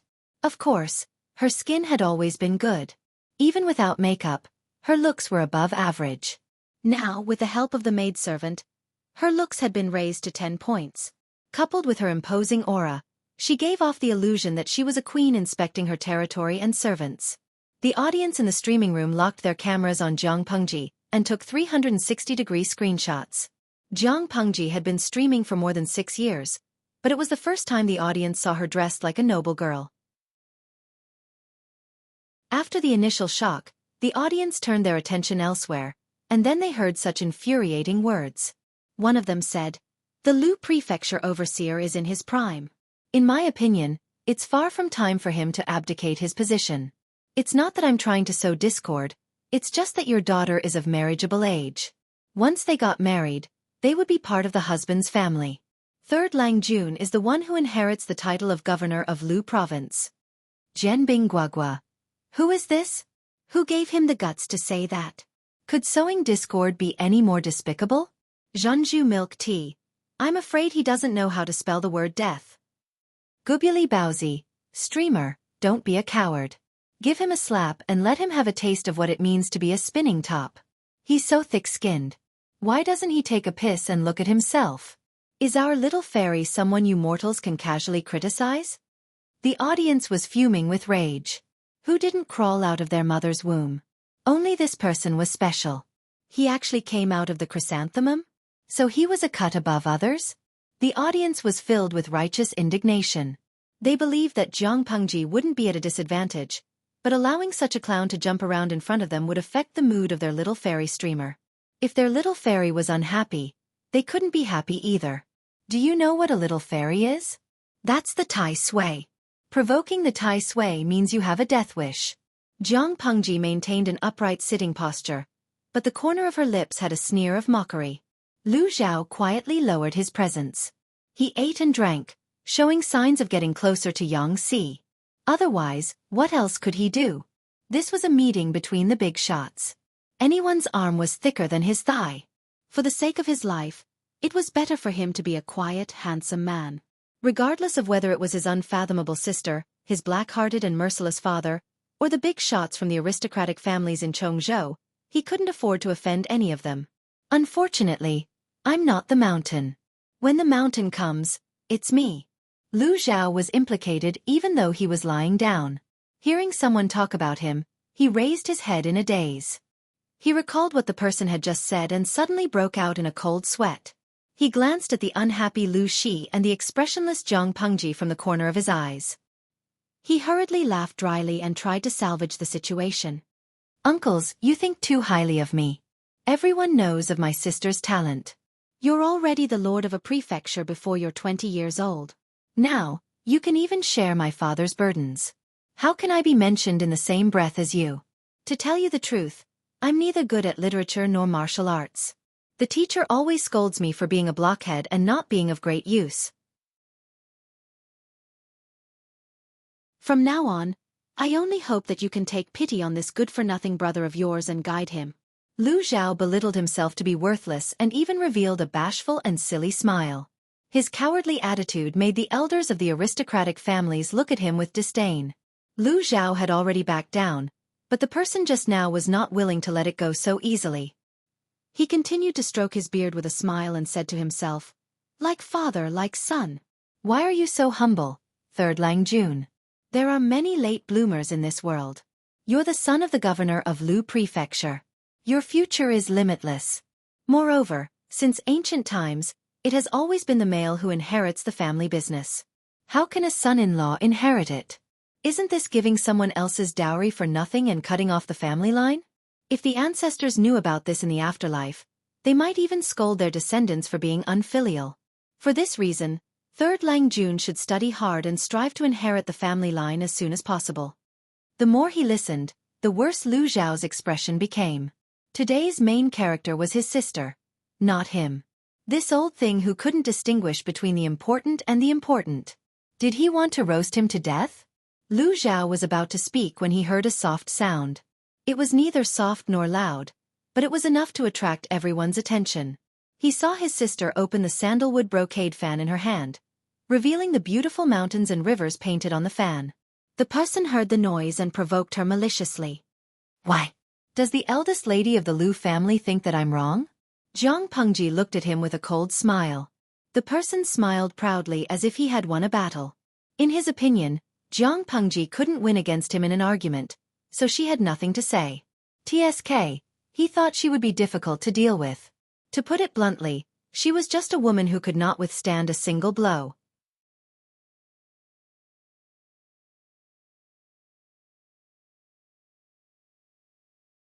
Chapter 886. Hearing that, the man's face turned green and white. Jiang Pengji waved her fan and said leisurely, "You have a good relationship with my father, but you don't have the right to call yourself my elder, let alone address me as the eldest lady of the Lu family. Is that something you can call me? To put it bluntly, you have already offended your superiors and have no respect for the law.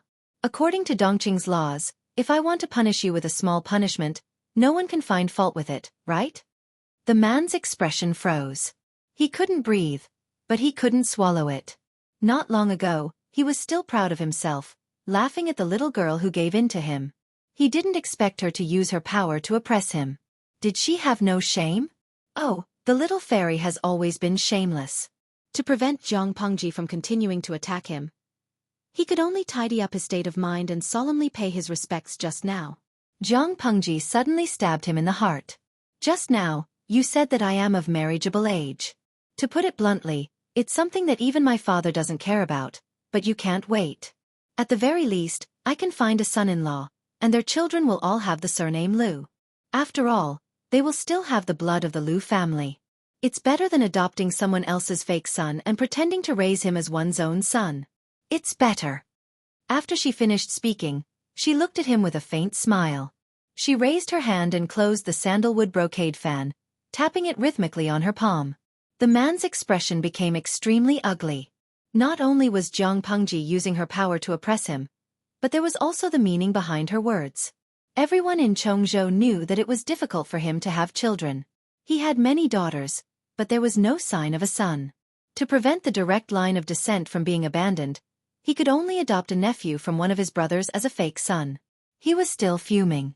He didn't expect such an embarrassing matter to be spoken of in public by a little girl who was still wet behind the ears. His reputation was on the floor. Didn't Lu Shi just rush to Chongzhou today?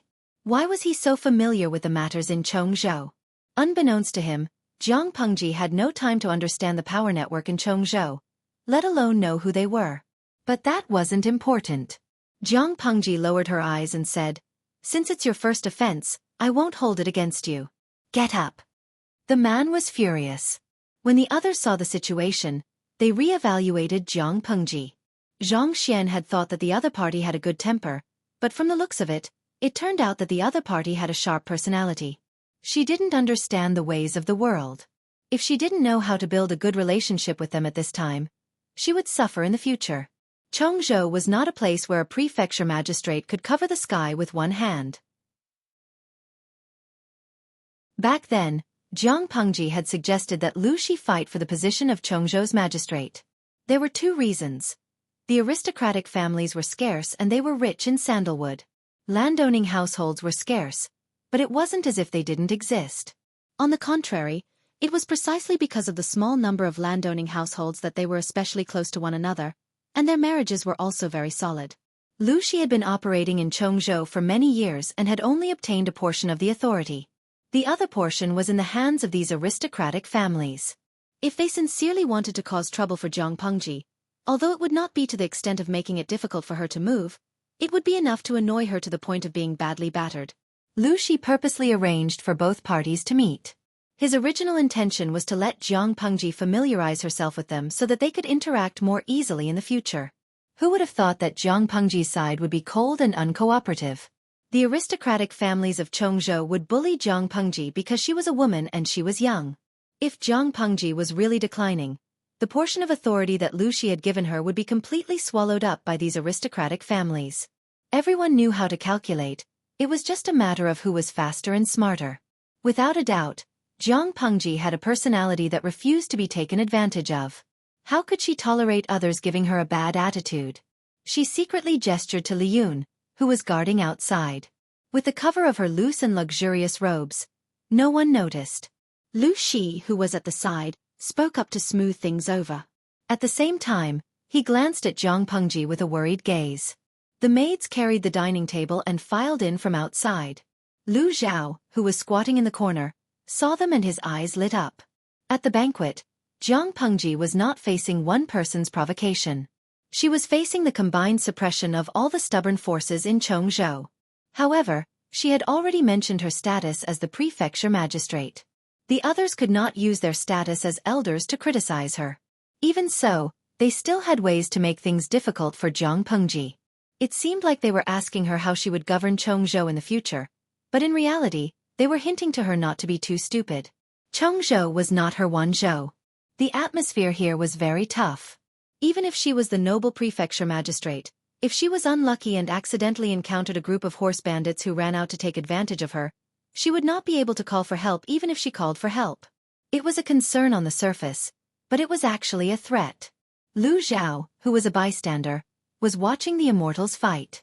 He was excited to watch and was even more determined not to get involved. It was not bad to be a quiet and handsome man, to be a rarely seen sibling clan, and to be free and unfettered for a lifetime. After 3 rounds of wine, Jiang Pengji had already roughly explained her plan to farm land. The heads of the various families all declined. Taking advantage of the chaos in Chongzhou, they used tricks and plunder to annex countless fertile lands and mansions. In other words, as long as there was land in the entire Chongzhou that could be farmed, it was basically theirs. If Jiang Pengji wanted to farm land on a large scale, she would definitely have to borrow land from them. It was fine to borrow things, but she was afraid that once she lent it, she would not be able to get it back. Moreover, why would a weak woman need so much land? Farm land to deal with the northern borderline? Was she out of her mind? If she was willing to sacrifice her looks to get closer to the northern borderline, she might be able to exchange for 3 to 5 years of peace for the people of Chongzhou. None of them were willing to agree. Once it involved their own interests, the heads of the aristocratic families were like the reincarnation of loaches. They were all slippery. One said that they did not have much land. Those were the sacrificial fields of their clan and could not be lent out. One said that their fields were all barren dry land. Even if they lent it out, the crops planted there would not be able to survive. One said that their fertile lands were all within the borders of the 3 cities that the northern borderline had snatched away. In name, it was theirs, but in reality, it was all the northern borderlines. There were also people who complained that they were poor. It was not a problem to borrow the land, but they had to pay high rent. They could not let their families starve. Other than that, there were all kinds of reasons that emerged endlessly. It made people speechless. Was this the head of the aristocratic families or the head of the gangsters in the marketplace? Jiang Pengji was not in a hurry. She drank her wine on her own and occasionally talked to Lu Shi. She looked unmoved. The heads of the families were also waiting patiently. When Jiang Pengji lost her patience and panicked, they would be able to gain control. At that moment, Jiang Pengji suddenly said, "Father, do you have enough troops and horses?" Lu Shi smiled. "I think it should be enough." Jiang Pengji said, "I brought 12,000 elites from Wanzhou. Each of them can fight 1 against 5. It is indeed enough." The father and daughter talked in riddles. The others had a bad feeling. As if to confirm their guess, there was a concentrated sound of armor rubbing against each other. "What's going on outside?" Jiang Pengji knocked the closed fan on the table with a bang. The crisp sound broke the tense atmosphere. However, what she said next made people feel like they had fallen into hell. I have always been afraid of trouble. If you are not willing to discuss it properly, then I can only find another way. Since you refuse a toast, how about drinking a forfeit?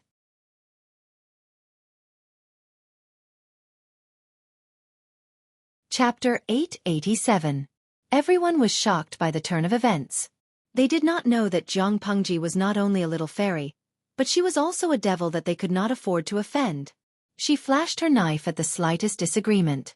She was completely different from the flirtatious and cheap people they had met before. After all, they were the leaders of the aristocratic families. They only panicked for a while before they calmed down and directed their words at Lu Shi. Magistrate Lu, what do you mean by this? You sent out invitations and invited us here for a discussion. I didn't expect it to be a planned trap. Could it be that you and your daughter want to resort to violence? Chongzhou is not a place where you and your daughter can do whatever you want. Magistrate Lu, you and I have been officials of the same court for many years. We have a good relationship. Do you really allow your evil daughter to commit murder and threaten us? Everyone was talking at once. Although they looked calm, they were still uneasy. Judging from the dense footsteps outside, if Lu Shi and his daughter refused to let them go, they would not be able to escape even if they had wings. Lu Shi did not react from beginning to end. He only had a faint smile on his face, as if he was watching a farce of monkeys. Lu Zhao, who was watching from the sidelines, was stunned. He hurriedly took 2 steps on his knees. Before he left, he did not forget to grab a luxurious brocade fan with a strong fragrance. Sister, look at your posture. Don't hurt your brother by mistake. Lu Zhao stumbled to Jiang Pengji's side and looked pitiful. He was born shy, but now he deliberately acted obedient. He pulled Jiang Pengji's sleeve with one hand. He looked weak and helpless, but he could not be hated. Jiang Pengji smiled and used the sandalwood brocade fan in her hand to hit his hand. He felt a little pain and let go. His eyes were full of pity. Seeing him like that, Jiang Pengji said, "Stay here. Don't run around. Otherwise, I'm afraid I won't be able to protect you when things get chaotic." Lu Zhao nodded heavily, as if he took her words as an imperial edict. After his heart calmed down, he once again leisurely watched from the sidelines. As he expected, his elder sister, who he did not know the limits of, had terrifying combat power. She would make a big deal out of a disagreement. Although it was a little rough, it was still a good way to establish her authority. One could not use elegant methods to deal with gangsters. Jiang Pengji said, "What do you mean by indulging your daughter to commit murder?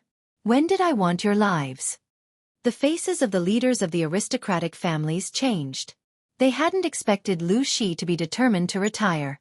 If that was not the case, he would have spoken out to explain or mediate the situation, instead of watching from the sidelines and letting Lu Shi control the situation. Heh. If they didn't have any ill intentions, why would they send troops to besiege us? One of them sneered and said, "In this old man's opinion, it's clear that they failed to borrow the land, so they resorted to force and tried to seize it by force." Jiang Pengji raised her eyelids and said with a sarcastic smile, "Snatch. Isn't it?" Jiang Pengji said, "In my opinion, this shouldn't be considered robbery.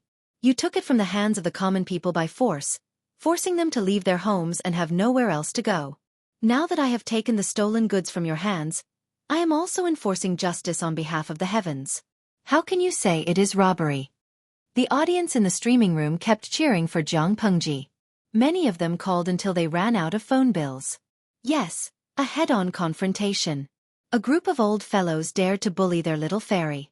They must be out of their minds. Zujie's Haonan, streamer, confront them head-on. Don't be a coward, we strongly support you.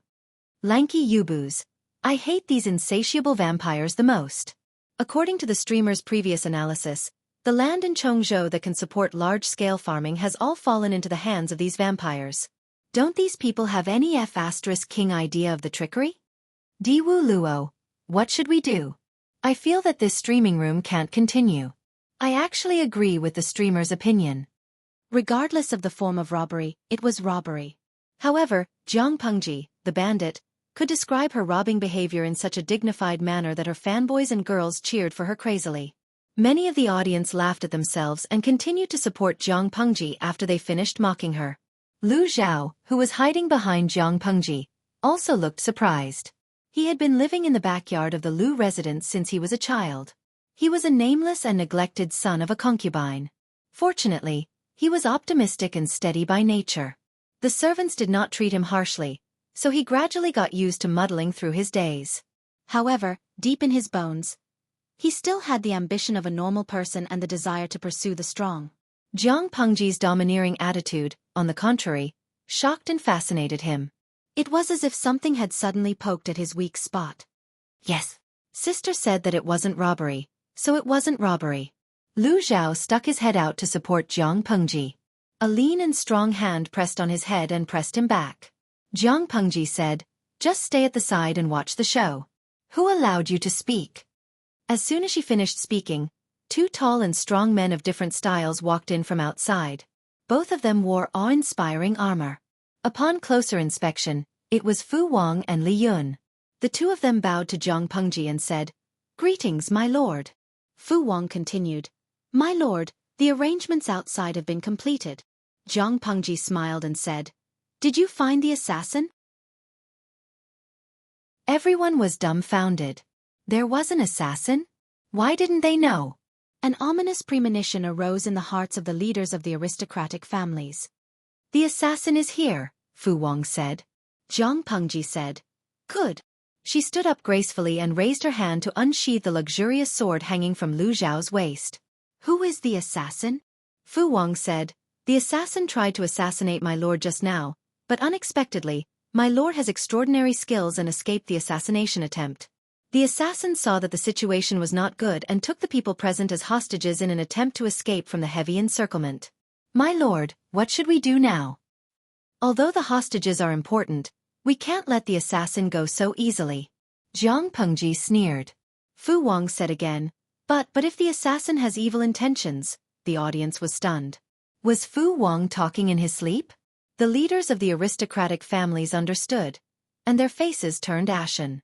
Lu Xi was determined to make life difficult for them. Where was the assassin?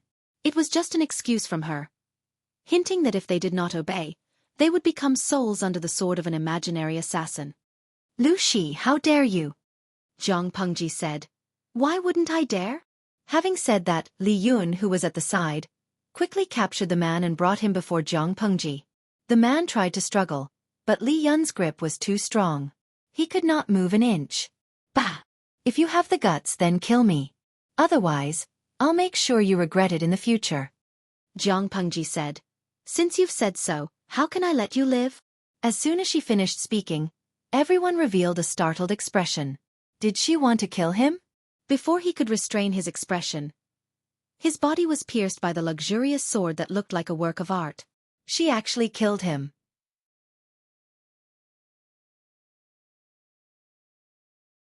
Chapter 888.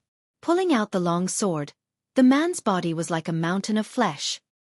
He suddenly fell to the ground and died with his eyes wide open. "I thought you would know what's good for you and me. I didn't expect all of you to be so eager to die." Jiang Pengji moved her wrist slightly and flung the blood off the blade.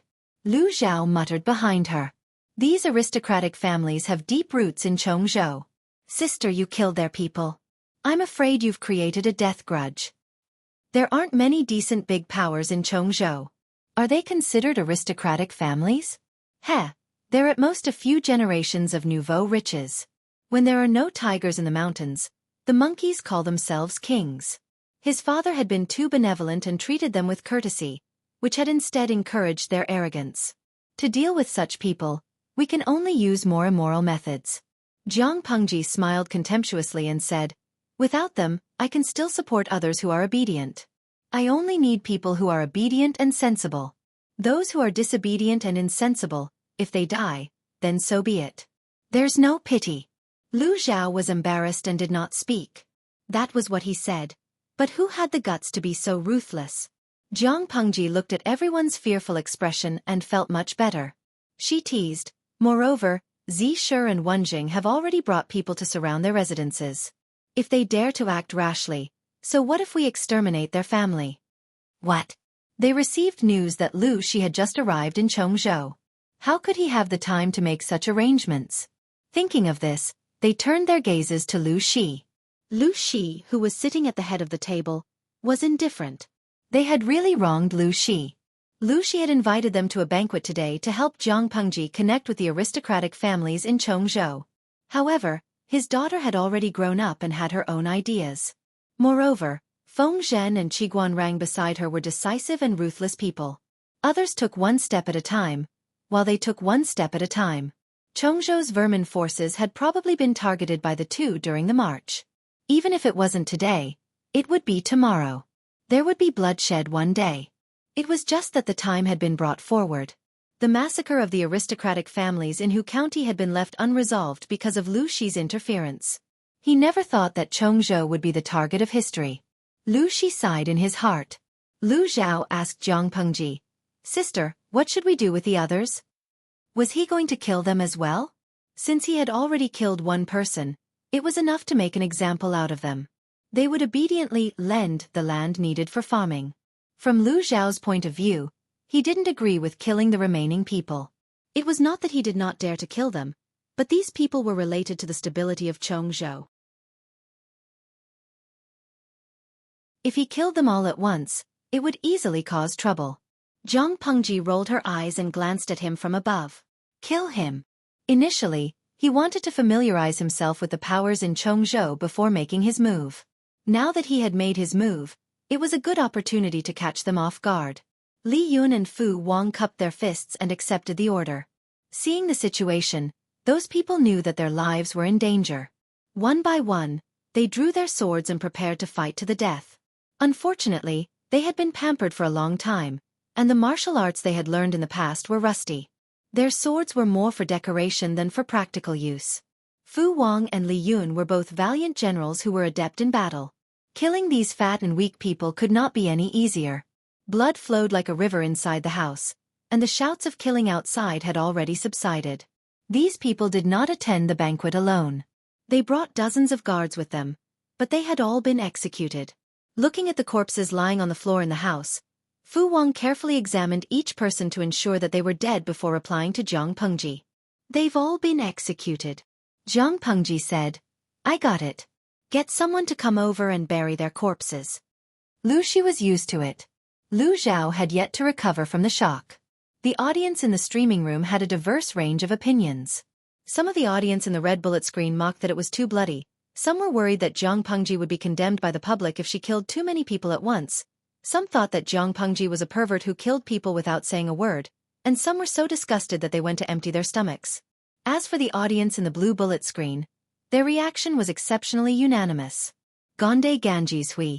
Is this an act? Sanqian by Heya Fanking C. This is a streaming from another dimension. How is this acting? The streamer really killed people. The audience in the red bullet screen had long been accustomed to Jiang Pengji's decisive character. They were not surprised no matter what she did. The audience in the blue bullet screen was different. They had more or less seen or heard about the content of the former streamer. The content was either a variety of eye-catching scenes or battles in the harem. Most of them were battles that did not involve blood. Even when the scene of refugees rushing to Wanzhou was broadcasted later, the audience only saw pitiful refugees, cruel human nature, and a desolate environment. When had they ever seen murder? As for the few times when Jiang Pengji brutally killed the time traveler, the streaming room was forcibly shut down a second before the time traveler died. In other words, they rarely saw bloody scenes. What about now? Several living lives disappeared in front of their eyes. The corpses were decapitated and their limbs were mutilated. Why did the streamer kill them? Was it just because they mocked Jiang Pengji just now? Thinking of this, the sense of justice in many people's hearts exploded. They all sent bullet screen comments to condemn and even humiliate her. Gonde Ganji's Hui. B*TCH. I'm calling you a B*TCH. You're even more disgusting than the streamer who sold her body. 82 Leifei. I agree. Although the previous streamer was not serious, she only sold herself and did not harm anyone. This streamer is great. She kills people without saying a word. Does she really think she's Long Out Yen? But F*CK her. She's a B*TCH with improper values. This kind of bullet screen was still considered civilized. The other bullet screens were not clean from beginning to end. Among the group of red bullet screens, the blue bullet screen was particularly conspicuous. Now, they directly provoked the audience in the red bullet screen. A few tycoons made a move and directly offered a reward to these people and kicked them out of the streaming room. They started to criticize without understanding the whole story. Why didn't the Virgin Mary ascend to heaven?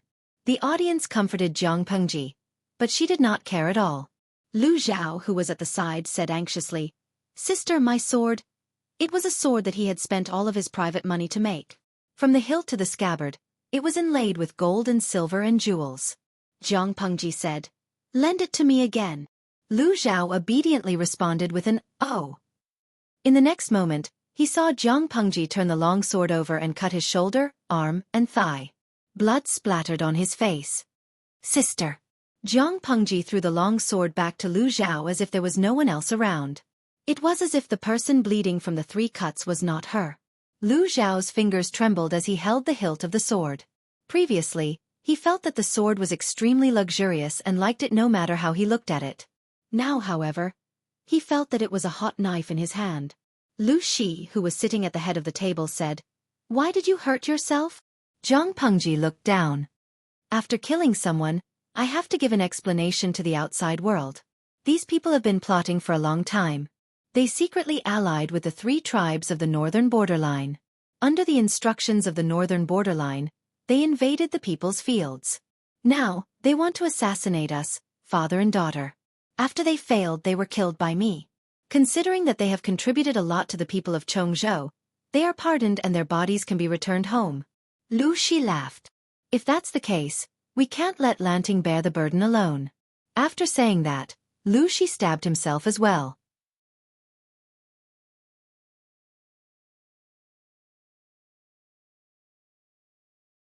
Chapter 889. Sister. Sister. Come on. I'm not afraid. Lu Zhao trembled as he passed the sword in his hand to Jiang Pengji. Although he spoke bravely, one could tell how scared he was by looking at his trembling legs and listening to his trembling and broken words. Jiang Pengji looked down at his trembling fingers and took the sword. Lu Zhao looked like he was ready to die a martyr's death. He was just short of carving 2 words on his face. "Come on." Jiang Pengji lifted the sword. The tip of the sword wandered from Lu Zhao's sleeve to his heart. It paused for a moment, then it moved to his neck and slid down his cheek. Feeling the cold blade against his cheek, Lu Zhao swallowed nervously. After a long while, he did not feel the pain that he had expected. He did not know when, but he felt his scalp loosen. His neatly tied long hair was no longer bound and flowed down like a waterfall. Lu Zhao opened his eyes in shock. He raised his hands and grabbed his hair that was draped over his shoulders. He suddenly said, "Sister?" Jiang Pengji smiled and said, "Look at how afraid you are of pain. I won't bully you anymore. Keep your sword." As she finished speaking, she twirled the sword in her hand and accurately threw it back into the scabbard at Lu Zhao's waist. He was so scared that his whole body froze. If she had thrown it crooked just now, one of your brother's kidneys might have been gone. She was really his sister. Lu Zhao hurriedly climbed up from the ground and saw that Jiang Pengji's luxurious clothes were soaked with blood. Blood was still flowing out. He felt pain just by looking at it. He really did not know what kind of mentality she had. Why was she so cruel to herself? The 3 wounds were long and deep, and blood flowed out like it was free. At this rate, wouldn't he die of blood loss? "Sister, let's find a doctor to stop the bleeding first." Lu Zhao casually asked with concern. Jiang Pengji raised her hand and tore off a few pieces of his sleeve. She used one hand to bandage the wound neatly. "There's no need. You go see father first. I still have to deal with matters outside." Lu Zhao looked at his sleeve. He wanted to cry but had no tears. For a noble son who loved extravagance, clothes were the most precious thing to him. Lu Zhao's luxurious clothes were newly made a few days ago. He liked them very much when they were fresh out of the oven. It wasn't easy for him to wear it, and he hadn't even had enough of it when his clothes were ruined by his elder sister. How could he not be distressed? However, now was not the time to feel sorry for his clothes. Upon hearing Jiang Pengji's words, he quickly tore 2 strips of cloth from his sleeves and walked to Lu Shi's side to help him wrap up his wounds. Compared to Jiang Pengji's cleanliness, Lu Zhao was clumsy. Not only did he not stop the bleeding, but he also worsened Lu Shi's wound. Knowing that he had messed up, Lu Zhao anxiously knelt beside Lu Shi and watched him tend to his wounds. Follow your elder sister and learn well. If you have 30% of her ability, I won't have to worry about your future. Because he had lost a lot of blood, Lu Shi's cheeks looked very pale, and his forehead was covered with fine sweat. Lu Zhao listened obediently, not daring to disobey Lu Shi. I have learned from you. I will definitely learn from you humbly. Although the two were father and son, Lu Zhao had only seen each other a few times over the years. They were either separated by courtyard walls, fake mountains, or windows, or separated by a sea of people. He could only catch a glimpse from afar each time. They had too little contact, so their relationship was naturally distant. Because Lu Shi was unreachable, Lu Zhao had a natural fear of him. He could still act pitiful in front of Jiang Pengji, but if he dared to act pitiful in front of Lu Shi, he would be skinned alive. Jiang Pengji walked out of the hall and came face to face with Qiguan Rang and Feng Zhen. However, the joy on their faces did not last long. When they saw that half of Jiang Pengji's clothes were soaked in blood, their expressions changed. If Jiang Pengji had appeared in front of them in such an appearance, they would not have suspected that the blood was hers. But now, they were sure that the owner of the blood was their lord. Lord, why did you hurt yourself like this? Feng Zhen strode forward, the relaxed expression on his face replaced by seriousness. He could not help but think of Wei Ci, who was far away in Shangjing. If that person saw it, he might have some reaction. Jiang Pengji said nonchalantly, "It's just a few cuts. I didn't lose an arm or a leg. Why are you so worried?" Feng Zhen choked, feeling that all his concern had been fed to a dog. How did he meet a lord who loved to court death? Feng Zhen said, "A gentleman does not stand under a collapsing wall. My lord, you should not put yourself in danger." Qiguan Rang sensed something else, and his gaze revealed some worry. Jiang Pengji walked out of the manor and said, "It's just 3 cuts.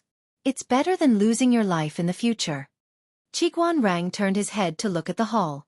People kept coming out with stretchers, thick drops of blood dripping from them. "Lord Yu!" Qiguan Rang inhaled a breath of cold air. His lord had killed all the leaders of the aristocratic families in Chongzhou. According to their initial plan, it should have been mainly to intimidate them. They did not expect their lord to be so ruthless. Jiang Pengji said, "So be it. They are useless stumbling blocks. It's too easy for them to just kick them away. They should be ruthlessly crushed." Kicking the stumbling block to the side was too light a punishment for the stumbling block. Perhaps one day, these stumbling blocks would appear on her path again. In Jiang Pengji's opinion, rather than wasting time moving them away, it was better to crush them into powder from the start. At this moment, Jiang Pengji's hidden murderous nature was completely revealed. Unlike the intense murderous intent on the battlefield, she was now a decisive leader. She did not need to personally participate in the battle. Every step she took made people feel the strong and determined will in her heart. Those who stood in her way would be killed without mercy. Qiguan Rang and Feng Zhen, who were following behind Jiang Pengji, looked at each other. They both saw something in each other's eyes. They could only blame their lord for being too confusing. Not only could she get along well with her subordinates, but she could even celebrate with the people. She did not put on any airs at all. At this moment, Li Yun had already cleaned up the troops brought by the aristocratic families. He came over to report to Jiang Pengji. Li Yun happened to hear their conversation. Worry surfaced in his heart. He said, "The people my lord killed were the heads of the various aristocratic families in Chongzhou. If there is no reasonable explanation, I'm afraid they will not let it go. If they go around slandering my lord and killing indiscriminately." Feng Zhen, who was at the side, listened and smiled without saying a word. Why did Jiang Pengji harm herself? Wasn't it to have a legitimate reason to kill those people? Since they dared to urge their lord to go head-to-head with the aristocratic families in Chongzhou and catch them off guard, they naturally had a comprehensive plan. Qiguan Rang was more familiar with the affairs of Chongzhou. He laughed contemptuously and said, "You don't have to worry about this. We have already surrounded all the mansions. What we need to do now is to strike first and make them speechless. As long as we can prove that they are colluding with the nobles of the northern borderline, not to mention killing 1 or 2 people, even if we kill their entire clan, The scholars in the world will not dare to criticize my lord.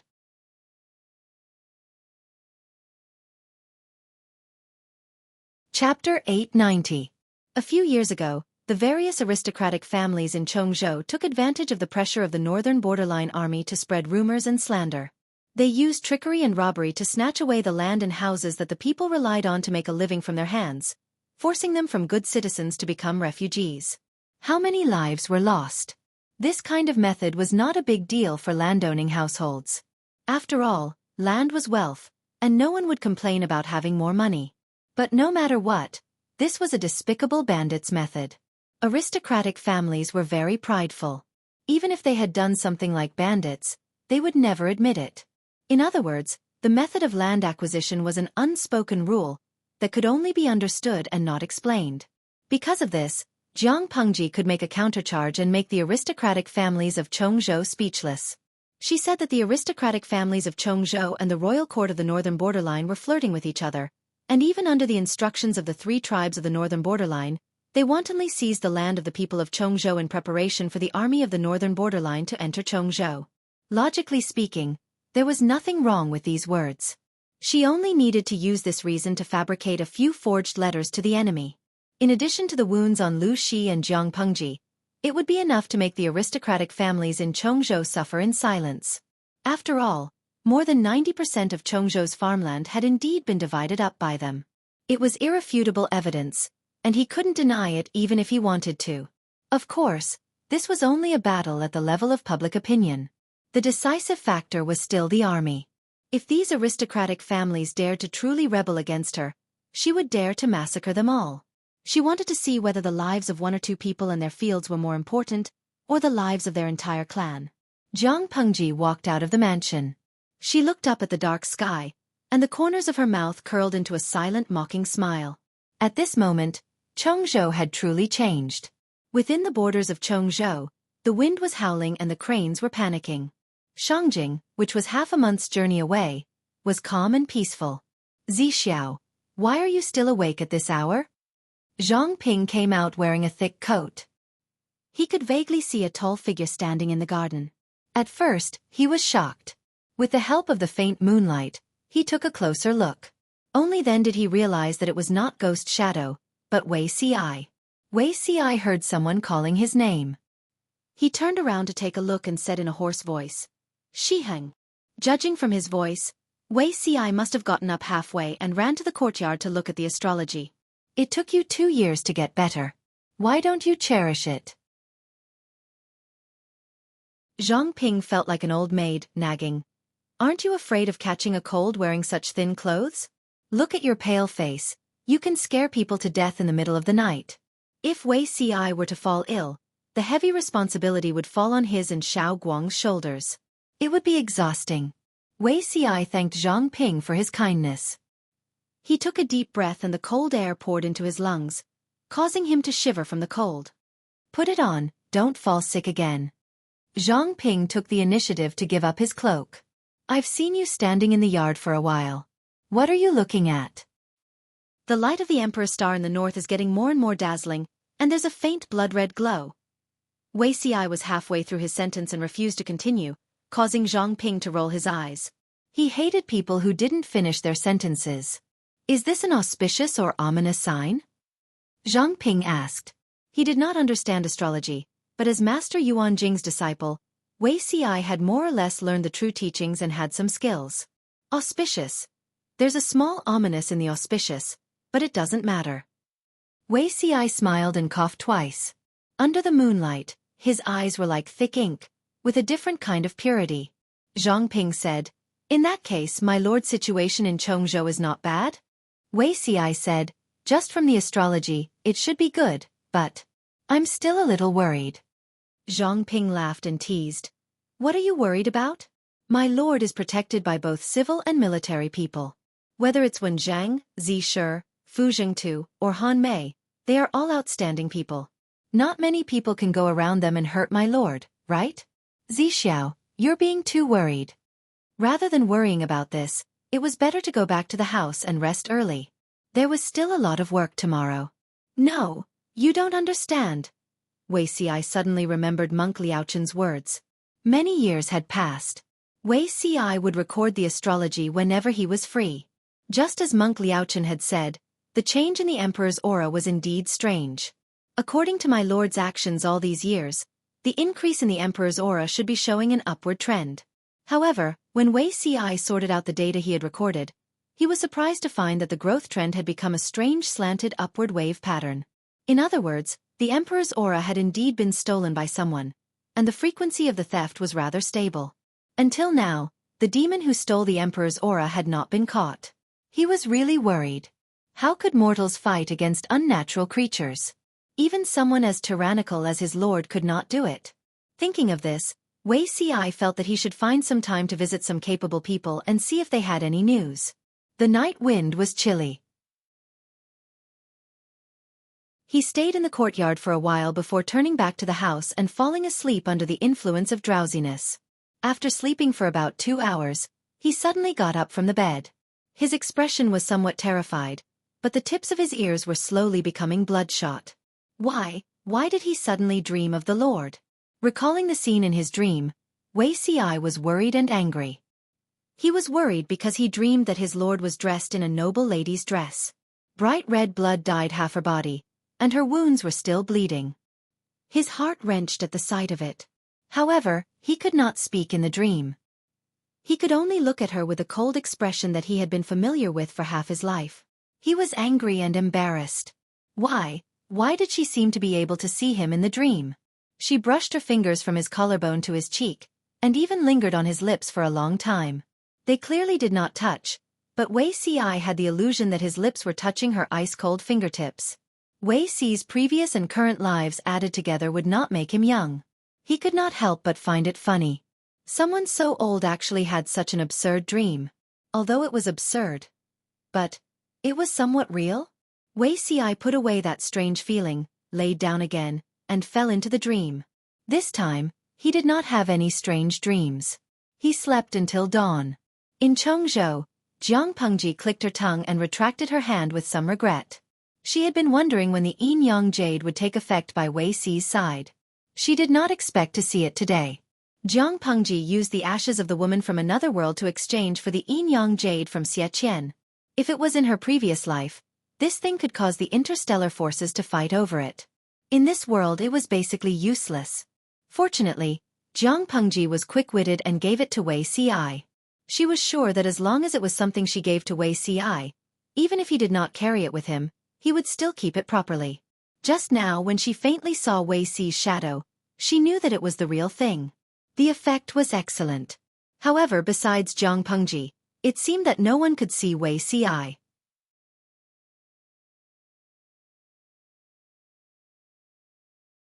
Chapter 891.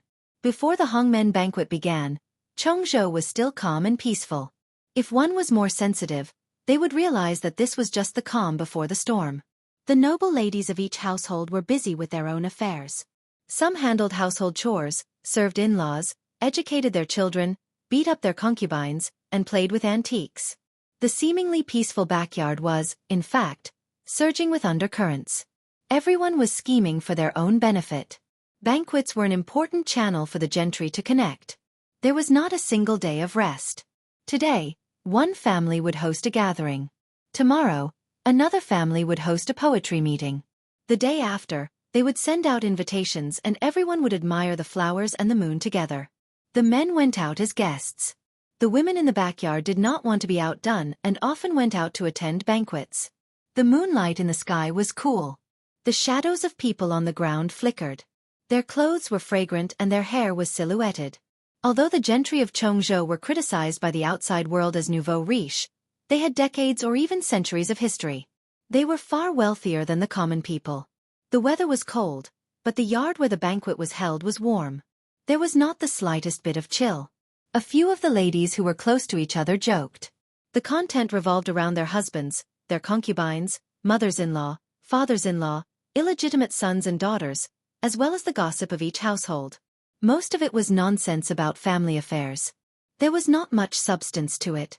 But when they gathered together to complain, even the most boring topic could become interesting. As they talked, they mentioned Lu Shi, the governor of Lu Prefecture, who was in his prime. The topic got further and further away. Lu Shi was in his prime. He only had one illegitimate daughter and one illegitimate son. His second wife lived apart from him for a long time. Ever since Lu Shi came to Chongzhou, many people planned to use honey traps and tried to stuff women into Lu Shi's backyard. But he was slippery. No matter what others said or hinted, he always had a way to block the women sent by others. The men said that Lu Shi was pretending to be serious, but the ladies of Chongzhou respected him. Which ancient woman did not want her husband to only love her and have a woman in his backyard? At least before Gu Min passed away, Lu Shi's backyard only had such a person.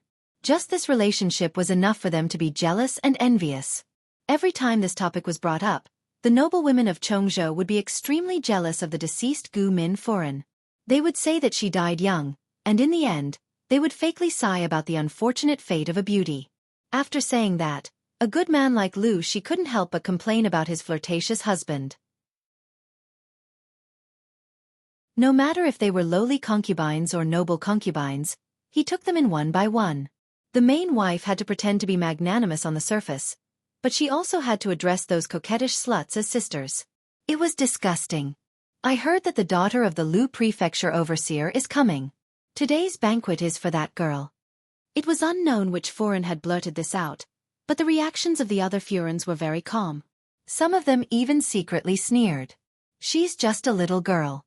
How is she worthy of being treated so seriously by a man? In the eyes of many ladies, Jiang Pengji's arrival coincided with Lu Shi's invitation to the aristocratic families. After all, she was just a woman. No matter how capable she was, she would still have to marry and have children. She would have to stay in the backyard and do housework for a man for the rest of her life. For Lu Shi's daughter to be able to become Wanzhou's governor was already very impressive. They didn't think that Jiang Pengji could go any further. They even thought that she was a little silly. It would have been better if she had obediently enjoyed her father's protection and lived a carefree life as a noble daughter of an aristocratic family. Instead, she had to show her face in public and imitate Master Su of the previous dynasty.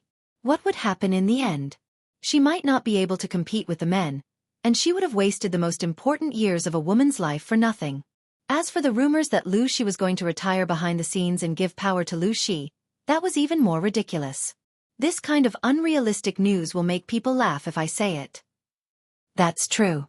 She's just a girl in the boudoir. How capable can she be? I heard that girl Lu is already 18 years old. She's still not engaged at this age. Won't she be an old lady in 2 years?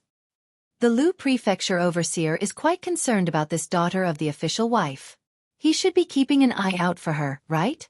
However, a girl who hangs around outside all day. I heard that she often hangs out with those uncouth peasants. Who would dare to have a daughter-in-law like her?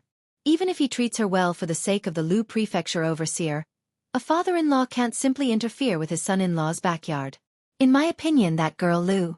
TSK. This topic was very new to them. For a moment, they were talking enthusiastically and unknowingly, the topic had strayed.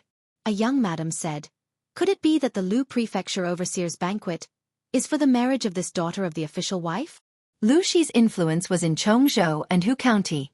For the sake of his daughter, he would definitely choose a son-in-law within his sphere of influence. Many people felt that this speculation made sense. If a reasonable person had heard their conversation, he would probably laugh his head off. If the matrons of Chongzhou's aristocratic families were all like this, it was estimated that it would not be passed down for more than a few generations. Chongzhou was close to the northern borderline, and the war between the two countries continued. Because of environmental factors, the powers here changed very quickly. The so-called aristocratic families were, to put it bluntly, nouveau riche families that lacked heritage. Taking some of the madams present as an example, their maiden families were butchers. They were illiterate, and naturally, their knowledge was shallow. Of course, other than their lack of knowledge, the more important reason was that they did not care about the outside world. If they had the time to care about those things, they might as well spend it on cosmetics, jewelry, and silk. The noble women chatted and laughed, and the atmosphere of the banquet heated up. It was at this moment that 2 lavishly dressed maids rushed in. Their appearance caused everyone to look askance. It was as if they were asking with their eyes, "Which family are they from? Why are they so rude?" One of the noble women recognized her personal maids, and her face, which was covered in makeup, instantly grew long. She was hosting the banquet today, and it was going well. She did not expect that her own maids would run into trouble. Before she could reprimand them, the two maids told her a piece of news that made her black out. "Madam, bad news. The master has gone." The noblewoman's heart tightened, and she scolded them sternly. "Take them away and slap their mouths. Is the master someone you two little bitches can make fun of?" The older maid said, "It's true, madam. There are many soldiers outside, and they even brought back the master's corpse." What? This news was like a heavy hammer. Her eyes darkened, and her body, which had just stood up, almost fell to the ground.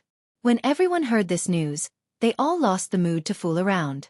They prepared to observe the situation, and then find a chance to leave. However, they did not expect that the same bad news was waiting for them. The originally bustling backyard suddenly became deserted.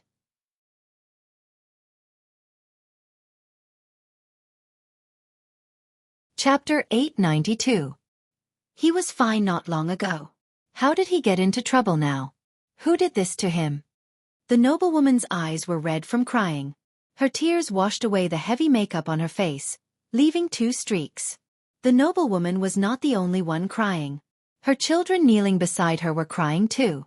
Not far away, there were 5 or 6 children born of concubines who were crying even more heartbroken. Old Master Lu and Old Madam, who rushed over after hearing the news, almost fainted from crying. "Who did this to my son?" "Mother's son." The whole was a mess. The noblewomen who came to attend the banquet all looked embarrassed. Obviously, this was not a good time to say goodbye. A few noblewomen who had conflicts with that madam saw the situation and could not help but secretly cover their mouths with handkerchiefs to hide their smiles. They had only been gloating for a few seconds when their servants brought terrible news. Their husbands had died, and their residences were surrounded by heavy troops. How could this be? The people who were gloating could not laugh anymore. Their expressions were frozen in a twisted angle, looking especially strange. They reacted the same way as the noblewoman before them. They suspected that the servants had spread the news wrongly. When the truth was placed in front of them, they cried even more heartbreakingly than the noblewoman before them. How could they care about their manners? For a moment, they had the same thought in their minds. Who killed their husbands? Who else could it be? After asking around, they knew how their husbands had died. They plotted to murder the 2 Lu governors, secretly colluded with the nobles of the northern borderline, and attempted to overthrow Chongzhou with the northern borderline. However, the winner takes all. They failed at the last step. Their plan had been seen through by Madame Lu and Madame Lu in advance, and they had been killed instead.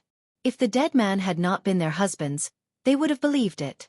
Lu Zhongqing, this is unfounded slander. Our ancestors were all citizens of Chongzhou. How could we collude with the northern borderline? This is clearly the Lu father and daughter who wanted to monopolize power. That's why they killed my husband with a groundless accusation. Slander. All slander. The noblewomen cried and shook their heads.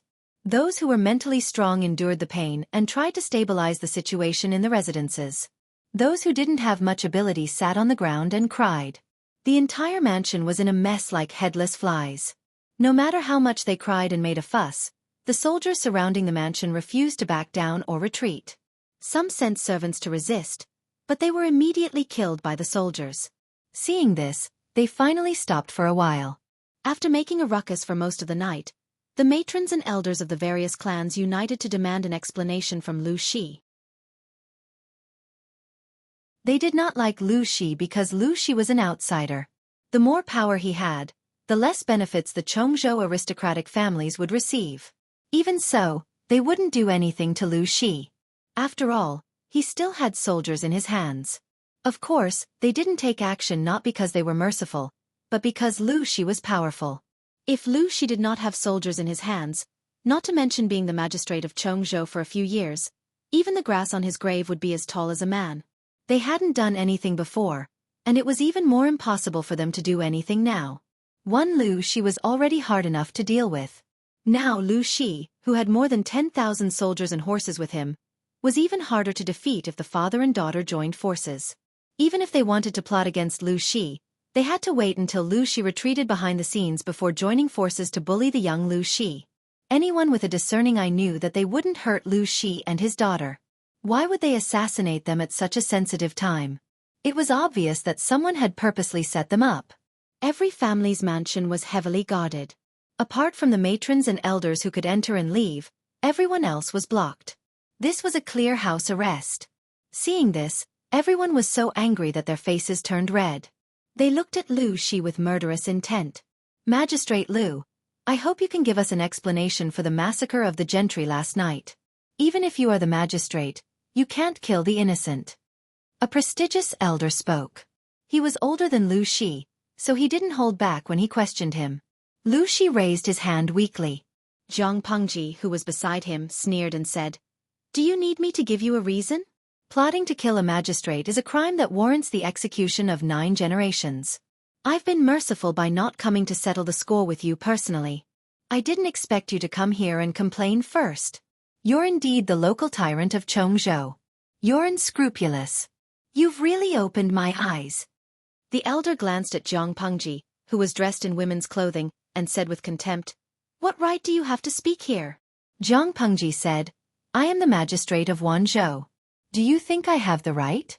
The aristocratic families of Chongzhou really had a good plan. You actually wanted to capture me and my daughter to claim credit from the royal court of the northern borderline. If I didn't have capable people protecting me by my side, I would have been beheaded by now. The elder saw that Zhang Pengji was insisting that the aristocratic families of Chongzhou were up to no good. He was so angry that his blood pressure almost skyrocketed. "This is all slander." Zhang Pengji sneered. "Slander? How is it slander? You mean to say that I and my father purposely stabbed ourselves with a knife to slander you?" "Since you refuse to admit it, I'll show you the evidence." Someone said, "How can injuries be faked? Who knows if this is a conspiracy between you and your daughter?" Zhang Pengji said, "What's the use of quibbling? Show me the evidence. Let's see if you admit it or not." Having said that, Zhang Pengji waved her hand outside. A doctor carrying a medical box came forward. The man's hair and beard were all white. He was no stranger to everyone. The doctor's medical skills were superb. He was a doctor employed by the aristocratic families of Chongzhou. He had a close relationship with each family. Zhang Pengji's and Lu Shi's injuries were also treated by him. He knew the condition of their injuries the best. The doctor trembled as he told the truth. Lu Shi's injuries were relatively light, but Zhang Pengji's injuries were very serious. The 3 wounds were all close to vital parts. Who would risk their own lives for the sake of framing someone? At that moment, Li Yun brought people over. The people behind him carried dozens of big boxes. He nodded at Zhang Pengji. Zhang Pengji received the hint and sneered in her heart. "These things were all found in your residence." As soon as she said the first sentence, the faces of the dozens of people below changed. They had just stepped out of the door when the soldiers outside barged in. They looked as if they were confiscating property. Zhang Pengji continued, "Take a look. Do these things belong to you?" The boxes were opened one by one. They were filled with bamboo slips, account books, land deeds, and a few letters.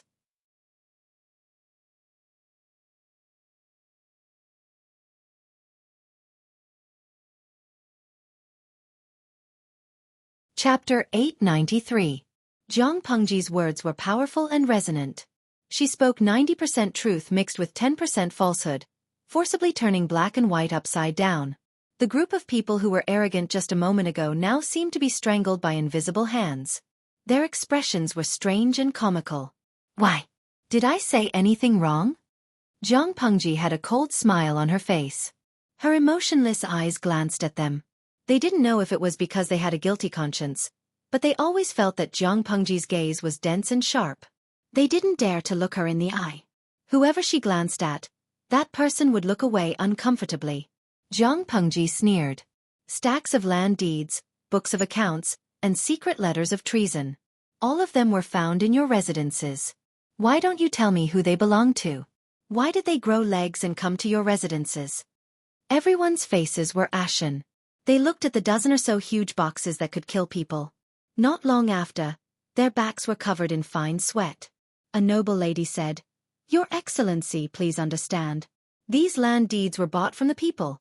Before she finished speaking, Jiang Pengji flung the sandalwood brocade fan in her hand at her face. She actually humiliated her in public without any mercy. Bought from the people? This is the funniest joke I've heard this year. Jiang Pengji said it in a strange tone. After the noble lady heard it, she was angry, embarrassed, and resentful. She was humiliated by Jiang Pengji in public.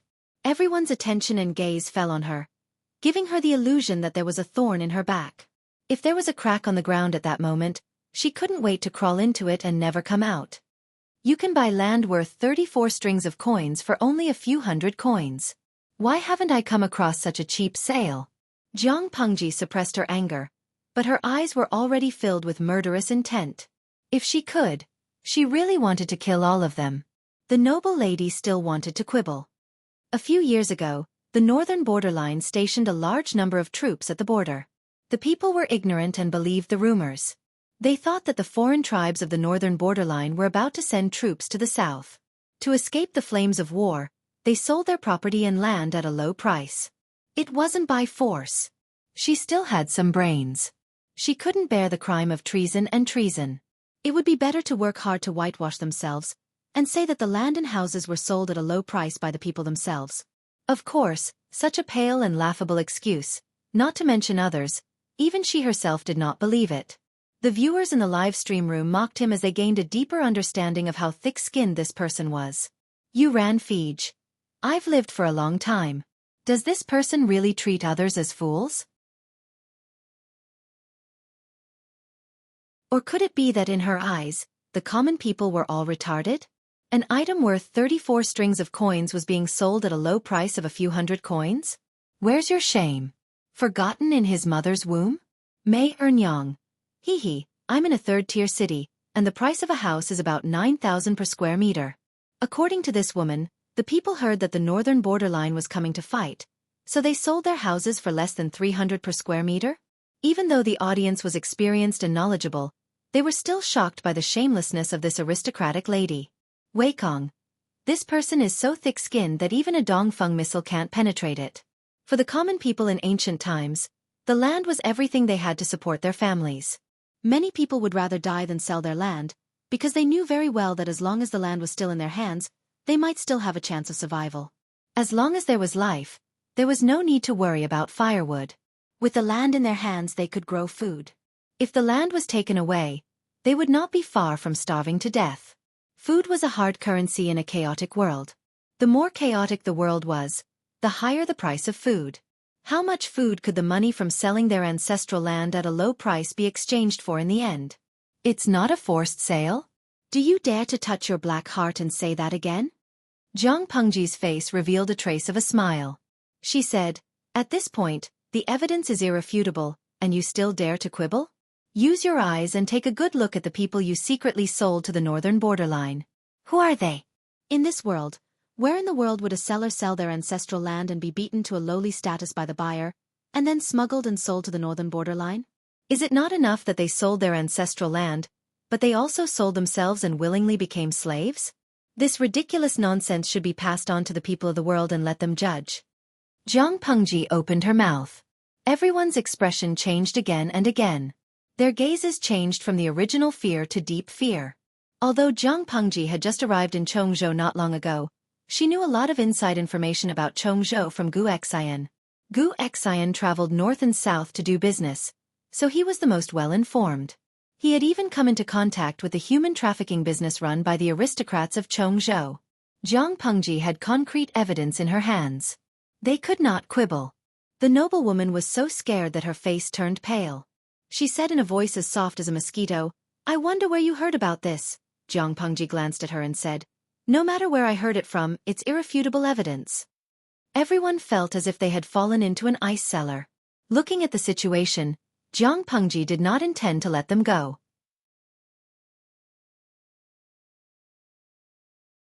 One of the clan elders secretly glared at the noblewoman and scolded her for being stupid. He said, the matter of the people's land and residences can be put aside for now and discussed in the future. However, the matter of colluding with the enemy and selling the country must be thoroughly investigated no matter what. The most important thing now was not to clear their names and forcefully buy and sell the land. Once the matter of colluding with the enemy and selling the country was determined, it would definitely bring disaster to the entire clan. A light punishment would be confiscation of the family property. A heavy punishment would be the extermination of the entire clan. Zhang Pengji said, "This is all the evidence. What do you want to deny? If it's not colluding with the enemy and selling the country, how do you explain the fact that you took away the people's land and residences, banished them from good families, and sold them in batches to the northern borderline? Do you know what kind of life they lead in the northern borderline? Even animals live better than them. How do you explain these letters written by your clan leader himself?" Zhang Pengji opened a superstitious letter. The contents of the letter made the clan elder break out in a cold sweat. The current situation was very disadvantageous to them. Zhang Pengji was still aggressive. In their panic, they did not have the energy to carefully analyze the handwriting in the letter. Anyway, at first glance, it was indeed the handwriting they were familiar with. Even the signature was familiar. Could it be that the matter was true? Did the clan leader really collude with the people of the northern borderline behind the clan elder's back? But they occupied the land and residences only for the sake of wealth. They had no intention of betraying the country. In the words of the audience in the streaming room, if yellow mud fell into one's pants, it was still shit.